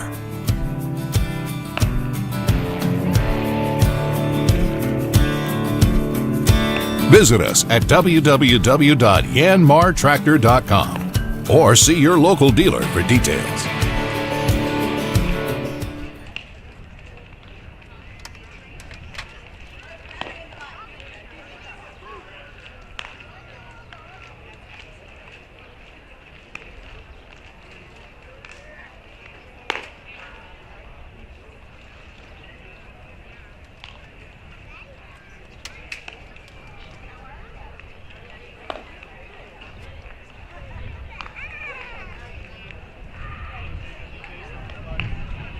At IHG's Holiday Inn Express, you can take on Miami, Mexico City, or Minneapolis. Fuel up with free hot breakfast, all while earning points for free nights with IHG One Rewards. Guest how you guessed at IHG Hotels and Resorts. How will Blaze Baseball respond? They allowed 5 runs in the top of this inning to make it an 8-2 lead for TL10. Nail back on the mound, got himself 4 RBI now in this game. He's got Jacob Curtis at the plate, Landon Rawcliffe, and Ashton Gammon to follow. 8 runs on 8 hits now for TL10. Blaze has not scored since the 2nd inning. They led 2-1, allowed 4 runs in the 2nd, 5 in the 5th. We've got 25 minutes remaining in this. Blaze, of course, being the home team, will get their say.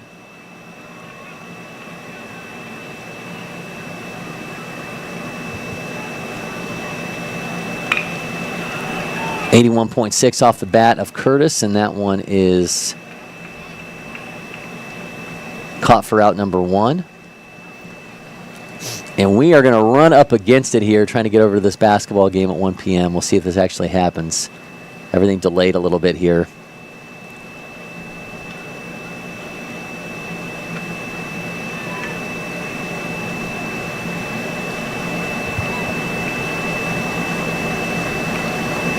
We're about 30 minutes late in starting this game.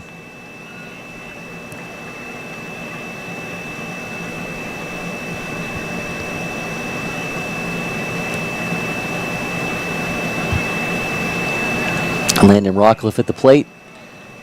Sends that one into the left center gap, and he's going to have himself a 1-out single. Makes it 1 for 2 on the day for Landon.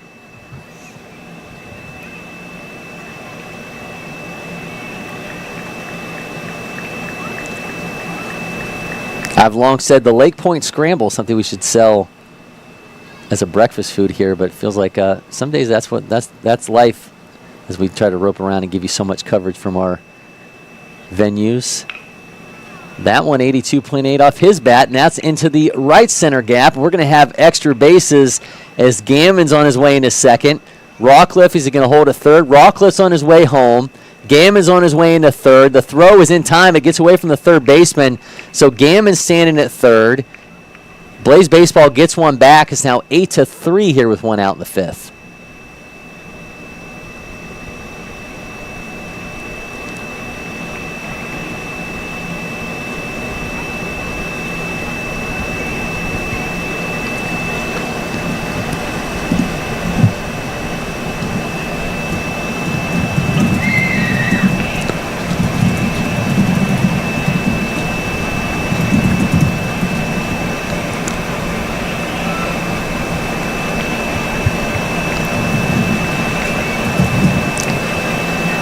Nate Sullivan now back up for Blaze. Going to run her at third.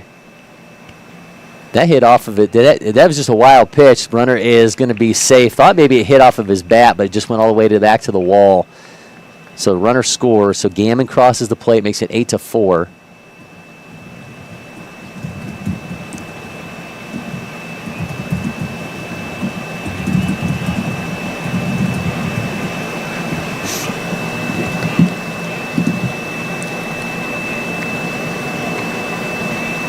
To Sullivan.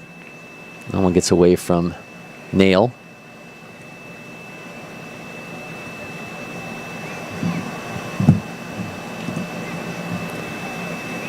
He's now got a 3-0. Right down the middle for a strike.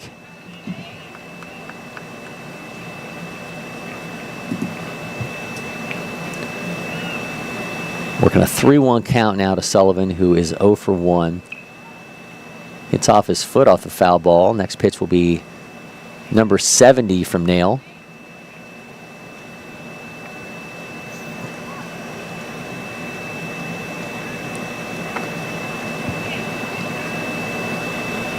Right now, it's the bottom of the 5th, but there's only 20 minutes left on the clock right now. So both teams are kind of dealing with a power, like a time crunch of TL10's got to try to get Blaze out as much as they can, but also Blaze has got to try to, minimize what TL10 can do damage-wise while trying to, maintain the time. And yeah, well, it looks like that's going to be the end of the day for Carter Nail. So he's going to exit after 4 2/3, 7 hits, 4 runs, 4 walks, 4 strikeouts, 0 in the walk category. New arm for TL10. We're going to take a break here in studio. We'll come back, tell you all about him when we get back here from LakePoint Sports. This is our brand. All right. It's chips. Subs, of course. Soda. This. That. Sweets. Smiling faces. Green. More green. Ice cream. But first, veggies. How about a meal for one? Or hummus is fun. Time for cleanup? Done. All this goodness. Your life, your brand. Publix, where shopping. IHG's Holiday Inn Express, you can take on Miami, Mexico City, or Minneapolis. Fuel up with free hot breakfast. All while earning points for free nights with IHG One Rewards. Guest how you guessed at IHG Hotels and Resorts.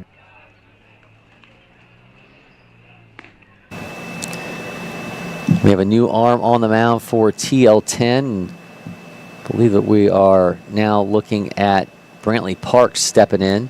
So Parks, who has 2 triples to his name in this one, the Rockmart 2030, will now be the new pitcher for TL10. We've got an 8-4 game. Excuse me, pollen taking hold there. Blaze scoring 2 runs here in the 5th. We saw 5, though, at the top of the inning for TL10 as they built themselves a comfortable lead, but getting a little bit less comfortable here in the bottom of the 5th. But we are looking at about 21 minutes left on the clock.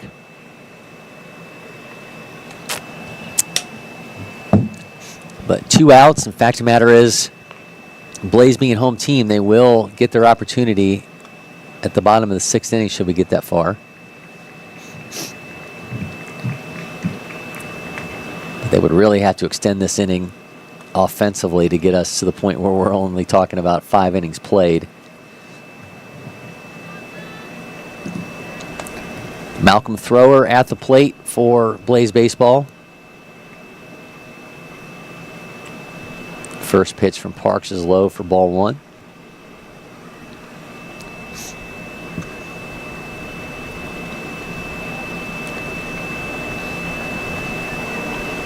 Swing, miss, make it 1-1.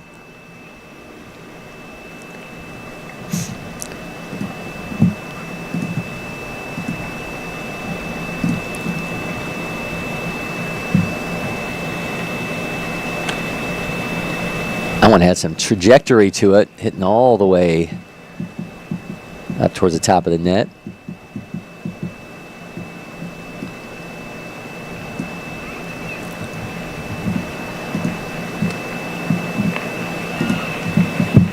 Count now 2-2.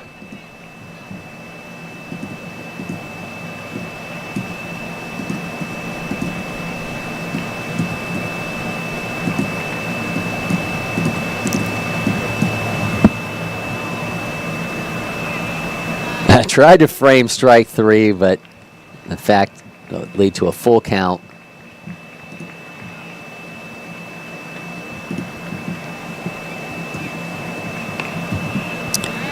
He issues a 2-out walk, so now a runner aboard in the form of Thrower. That'll move us to Bentley Cole, the second baseman.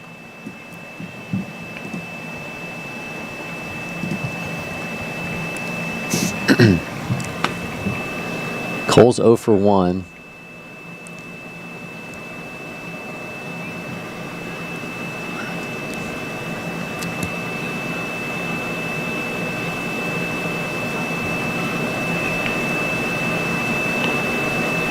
And this is high.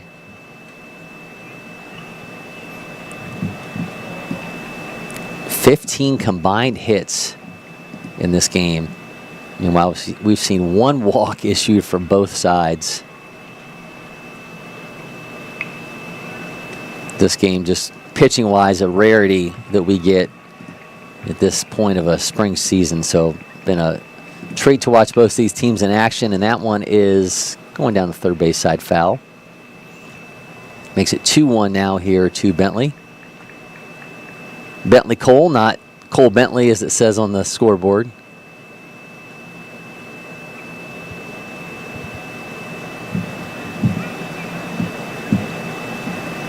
Bentley, the Fannin County second baseman. He's now got a 3-1 count. He's got a Thrower at first base. Trying to keep this inning alive for Blaze. They will get their say, though, if we play a 6th inning as the home team. And he sends that one foul.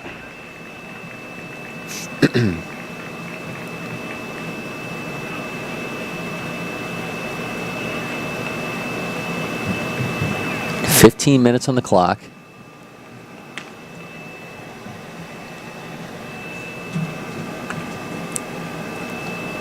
Brantley Parks, who took over as the pitcher for Carter Nail, going to get some advice here from Blake Harden, his catcher.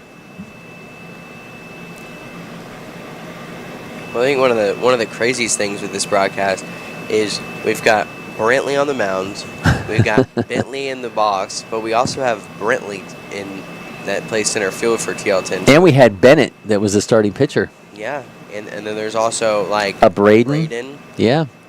Barrett. Yeah. On and on and on.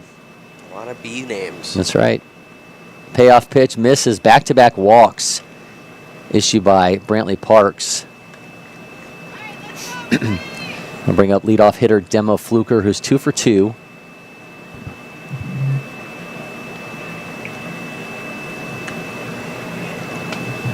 Big opportunity here for Fluker.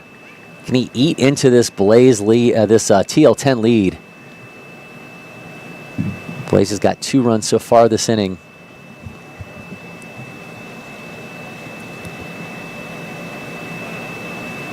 Back-to-back walks issued by Brantley Parks after taking over for Carter Nail.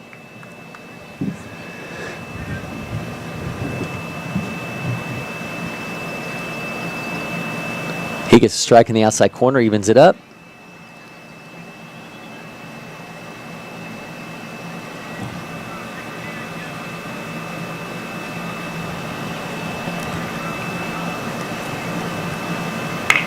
Fluker rips that right up the middle. Second base has it. Can he get to the bag in time? He does. Inning is over. We'll play number 6. 2 stranded by Blaze. It's at 8-4 TL10 lead when we come back.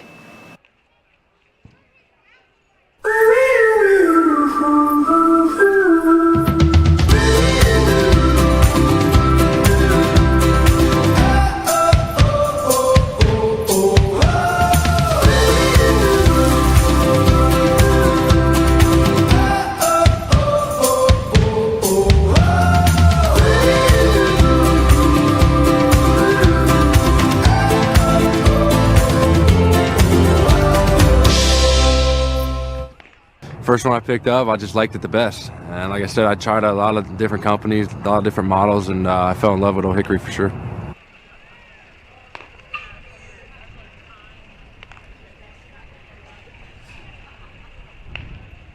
At IHG's Holiday Inn Express, you can take on Miami, Mexico City, or Minneapolis.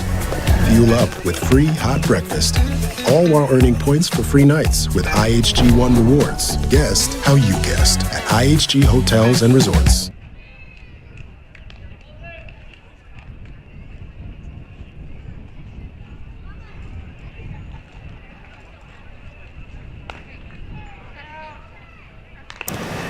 Landon Rockcliffe returns on the mound for Blaze Baseball.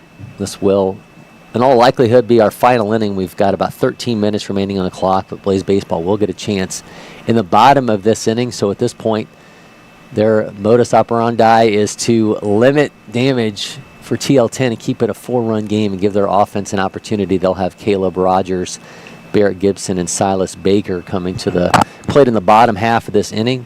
Right now for TL10, it's Cooper Brown, Evan Dehart, and Braden Archie. Brown is 0 for 2. Blaze has compiled 8 hits. They scored 5 runs in the top of the 5th inning to take control of this game.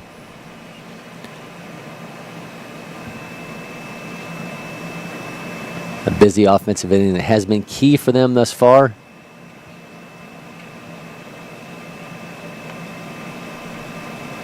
Make that 1-0. Glad you could join us here on this Easter weekend. This is the Easter Challenge. Of course, we had the Easter Jam going on over at the Champion Center last night and today. No action on campus at all for Easter Sunday. Swing miss makes it 2-1. Rockcliffe settle in a little bit. His first pitch, he gave up a extra base hit after he came in relief of Bennett Bryant. But looking a little bit more relaxed here in the top of the 6th, though he has a 3-1 count now to Cooper Brown. Now full after that swing in the outside pitch.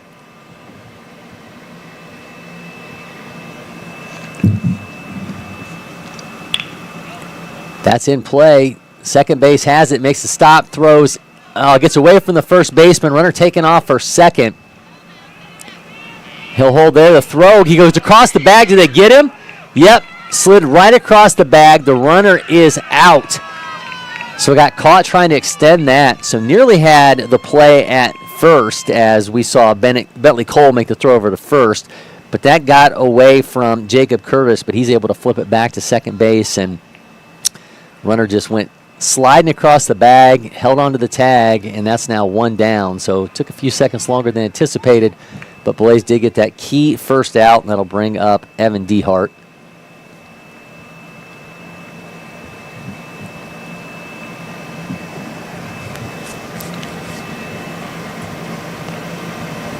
Slingshots that for ball one.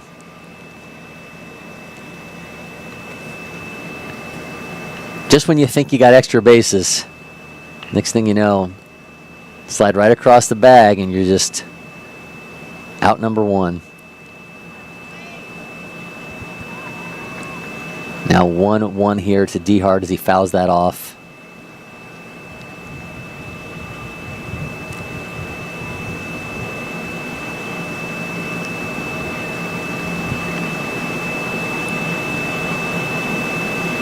It's now 2-1 after that miss. Dehart, 81.9 off his bat, drops in front of the left fielder, and that will be a one-out single. Well struck ball by Evan Dehart on that elevated pitch to the Armucci 2030 is aboard. 1 for 3 now.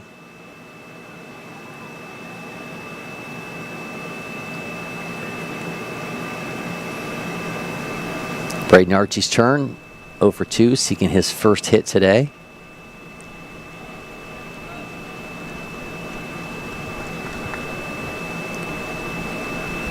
Miss low. Make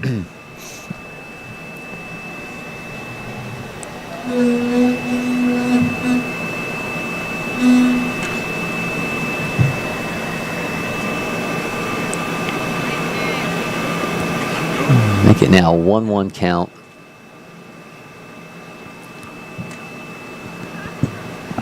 Can Caleb Rogers, Barrett Gibson, Silas Baker do up for Blaze baseball in the bottom of the 6th?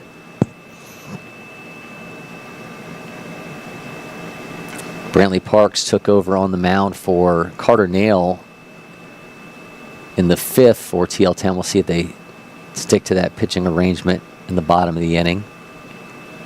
That's a strike in the outside. Counts now 2-2 here to Archie. Harrison 2030, 10th prep baseball event for Braden Archie.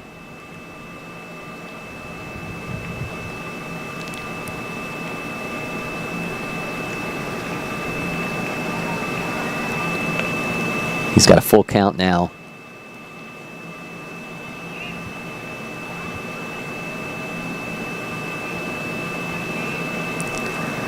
TL10 played in the game before this. They lost 9-8 to PS Choppers. Blaze baseball, meanwhile, going to play East Cobb Astros at 4 p.m., so they get a bit of a break after this. Maybe they come on over to the Champion Center, join us for the Easter Jam.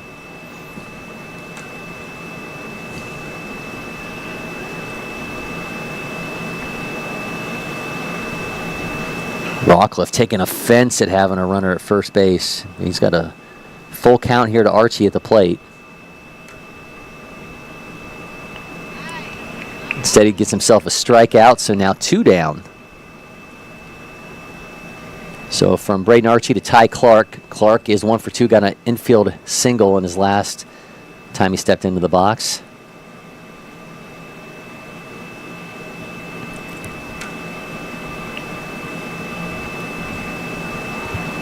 Look at that. He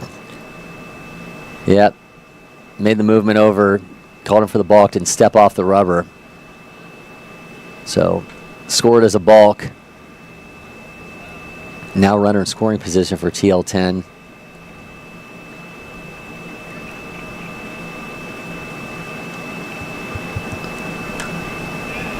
Looping curveball will be strike 1.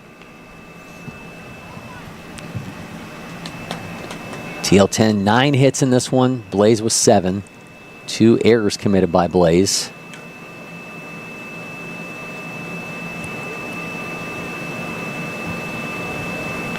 Goes right back to that looping curveball, makes it 0-2, getting a good feel for that pitch. Clark going to give himself a second to regroup here. Does he go right back? I say he goes elevated fastball. I think at this point you've established eye level with that ball coming in, dropping down. I think you go elevated fastball here if you're Rawcliffe to get the inning-ending strikeout. And he tries it, but Clark able to foul that off. Not surprise me if he goes right back to that curve here as an out pitch on an 0-2 to bring it into the inning.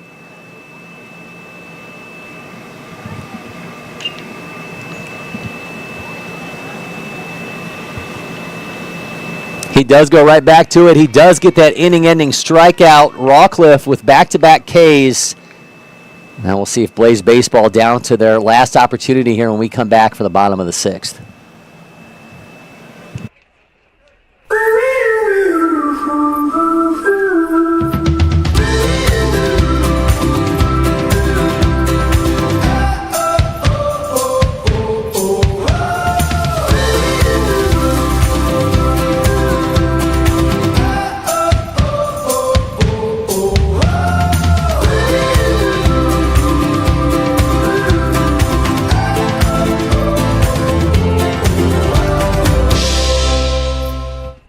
First one I picked up, I just liked it the best. And like I said, I tried a lot of different companies, a lot of different models, and I fell in love with Old Hickory for sure.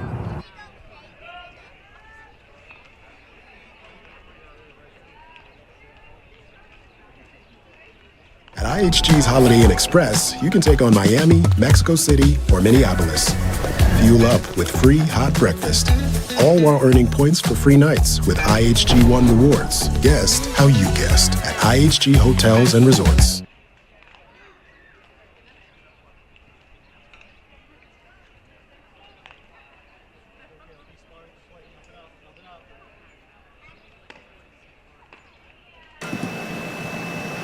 Welcome back. Cory McCartney, Jack McCartney with you. 8-4 is the TL10 lead as we head to the bottom of the 6th inning. It'll again be Brantley Parks on the mound for TL Trend, trying to hold up this lead here. And he's going to have Caleb Rogers, Barrett Gibson, and Silas Baker at the plate for Blaze Baseball. Rogers 1 for 2. TL10 with that big 5-run inning has proven the difference in this one.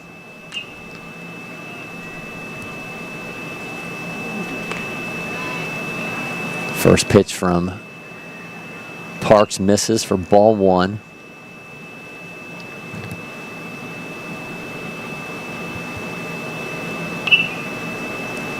Fouls off the foot of Rogers. Walk around, try to get the feeling back in his foot a little bit.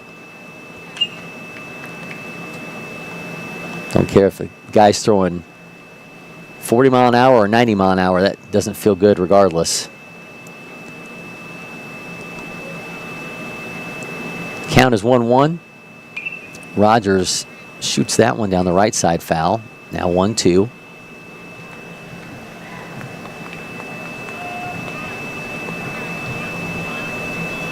Been a well-pitched game, well-played game. 16 combined hits for these squads. 9 for TL10.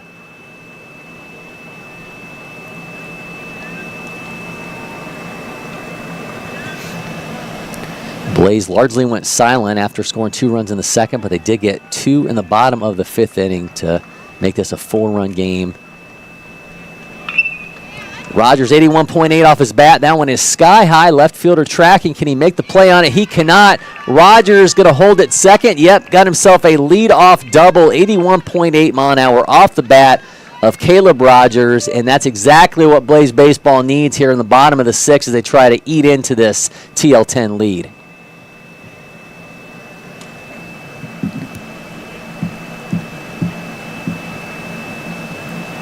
In steps Barrett Gibson, Calhoun 20-30. Gibson's 0 for 2.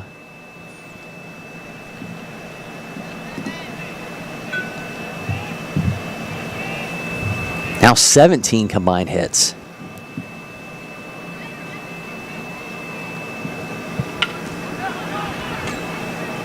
In basketball terms, the play clock is off. Or the shot clock's off. I can't even get the. I go do a basketball game after this, but the shot clock is off. Is 15 minutes remaining on our scoreboard, but these being hour 45 and us having a 2-hour default on these scoreboards, time is in essence up. We'll see if Blaze Baseball can work their own time here to try to fight back into this one. That one is right into the catcher's hand off the bounce.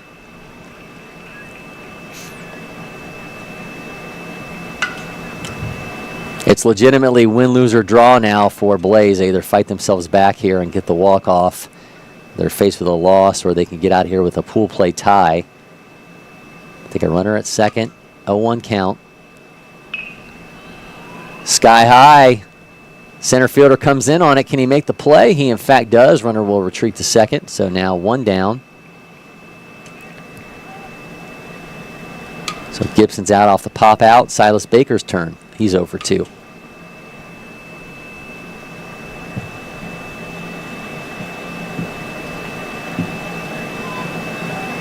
The Sonoraville 2030. We got him with exit velos around 85, bat speed nearly 70 miles an hour. Bat capable of doing some damage here for Blaze, but they just need that train to move along. They need base runners in the worst way, shape, and form. It's now 2-0.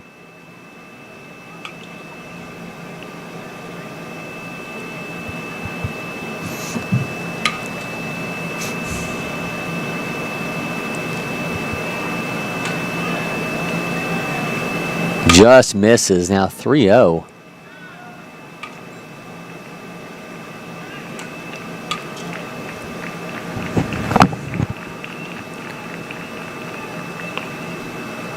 That's a strike.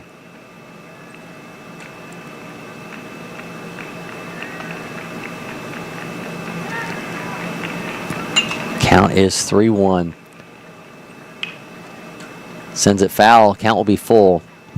I'd love to see some study done on strike zones on 3-0 counts as opposed to strike zones on any other counts. How much wider it gets from an umpire's viewpoint on a borderline pitch. Misses inside, have runners now at first and second.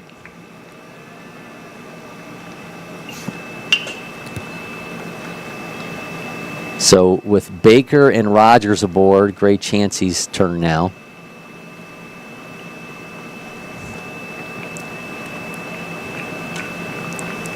Chancey's 1 for 2. Another miss.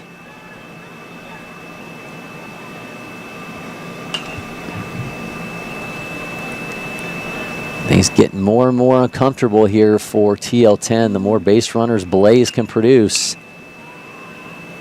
Skied, center fielder on the run, makes the catch, out number 2, and a crucial out there for TL10. Leaves Blaze Baseball down to their very last opportunity here. That'll be Jacob Curtis.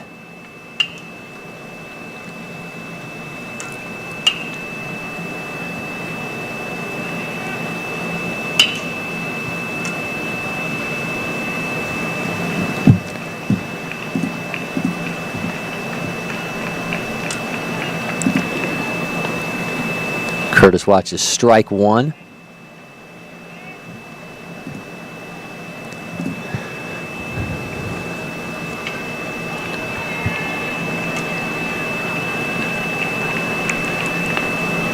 Ooh, just misses. Tries to frame it. Count will be even.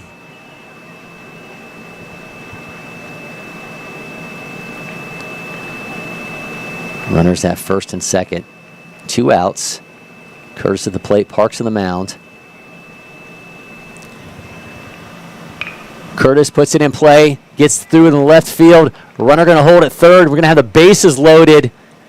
So here we go, tying run, stepping in, and that'll be Landon Rawcliffe. And man, Jack, we talked about this early.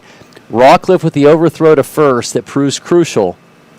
Now he steps up, opportunity to have a major say in how this game plays out. So here's the chance for Brantley Parks. Baseball giveth, baseball taketh away, and now it's Landon Rockcliffe's turn to take matters into his own hands. The North Paulding 20-30. He's 1 for 2.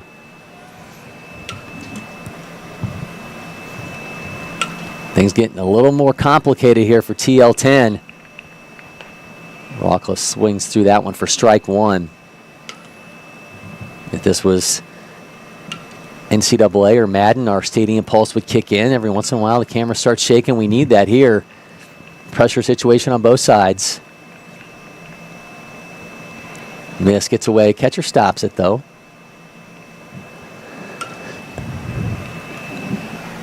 Rockcliffe makes it 1-1 as he steps in.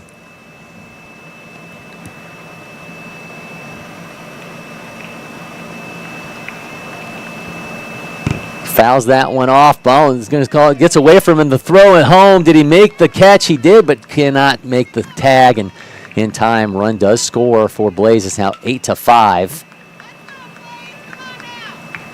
We swung through that, got all the way to the backstop. The flip to Parks was not in time, so a run did score as Rogers crosses. So now 2-1 count here. Rogers runners of the corner as runners of the corners here for Rockcliffe. Curtis did advance to second, by the way. So now runners at second and third. 2-1 count to Rockcliffe. Lays off that. Count's going to be 3-1. He gets aboard. It'll be the winning run stepping to the plate in the form of Ashton Gammon.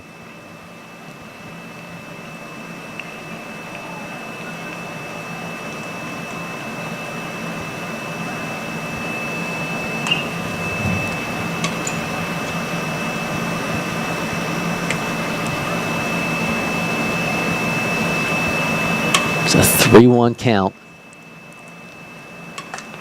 Rockcliffe watches it. Oh, man, that is going to end it.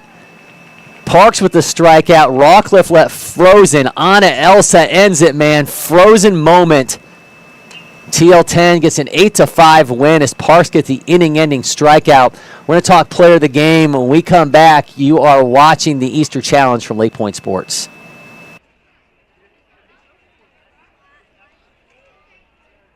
We're here at the Rawlings store in the LakePoint Sports Campus with LakePoint athlete Gino Goralski here to do some glove shopping. Gino, you ready? I'm excited. Let's do it.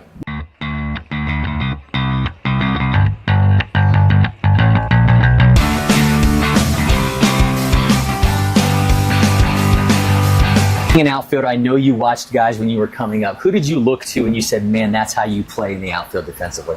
Justin Upton with the Braves. Justin Upton, I mean, recently, Jared Duran, I mean, he's really good defensively. I mean, I can go on PCA. I mean, I just look at the guys that are really quick, they make the flashy diving plays and try to equivalent my game to that. Some guys will name bats, they'll name gloves. Have you ever named a glove? I have never named a glove, but if I was going to name a glove, I'd probably go from the Sandlot. Hercules, I would name my glove. All right, Hercules. I love the dog from the Sandlot. All right, now comes the fun part, because we're going to get you on Rawlings' website. You get to sit down and customize a Rev 1X Gamer XLE Pro Preferred Heart of the Hide. You ready? Let's do it. Heart of the Hide here. I mean, can't go wrong with that. This is always a tough choice for me, just because all the pockets are very similar, but I always, every single time I build a glove, I always go with a 3029. I'm going to go baby blue. And then the patches to match. Like I said, I'm a very typical match type of guy. Shell palm. Baby blue. That's exactly what I want. And then laces, I'll go with blonde again, just because I think that's going to look really good with the glove. Shell palm, wait, what's the lining? Let's see the lining. Ooh, I didn't know I can make the inside baby blue too. Ooh, that's going to look really good. I should be able to go baby blue with the custom. And then the thumb, I will go, if I can spell this right, and second. I like this one just because it always reminds me of that I'm playing the game for Christ, not just for myself. And that's my glove right there.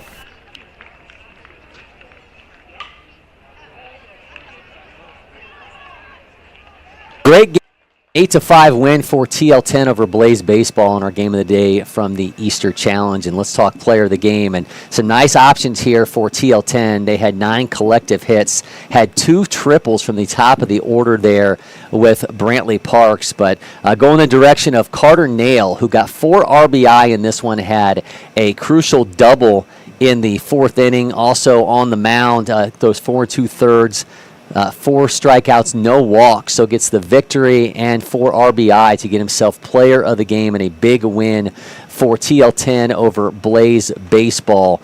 Make sure you check out our social channels, by the way, for my interview with the player of the game, and we'll have that interview recorded and all lined up for you later today. And also, speaking of later today, we're going to have coverage of the Rise Hoops Easter Jams. You're not going to want to miss this one. We're going to rush over. We've got a 1 o'clock broadcast, Mike Dean Athletics against Iron City Hoops.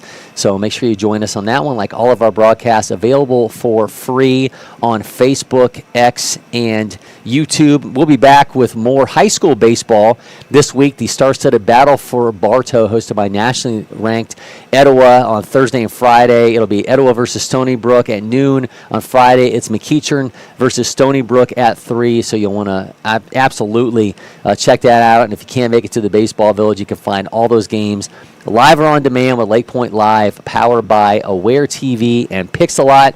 Until then, for Jack McCartney, I'm Cory McCartney, and for now, about a half an hour, we're signing off from LakePoint Sports.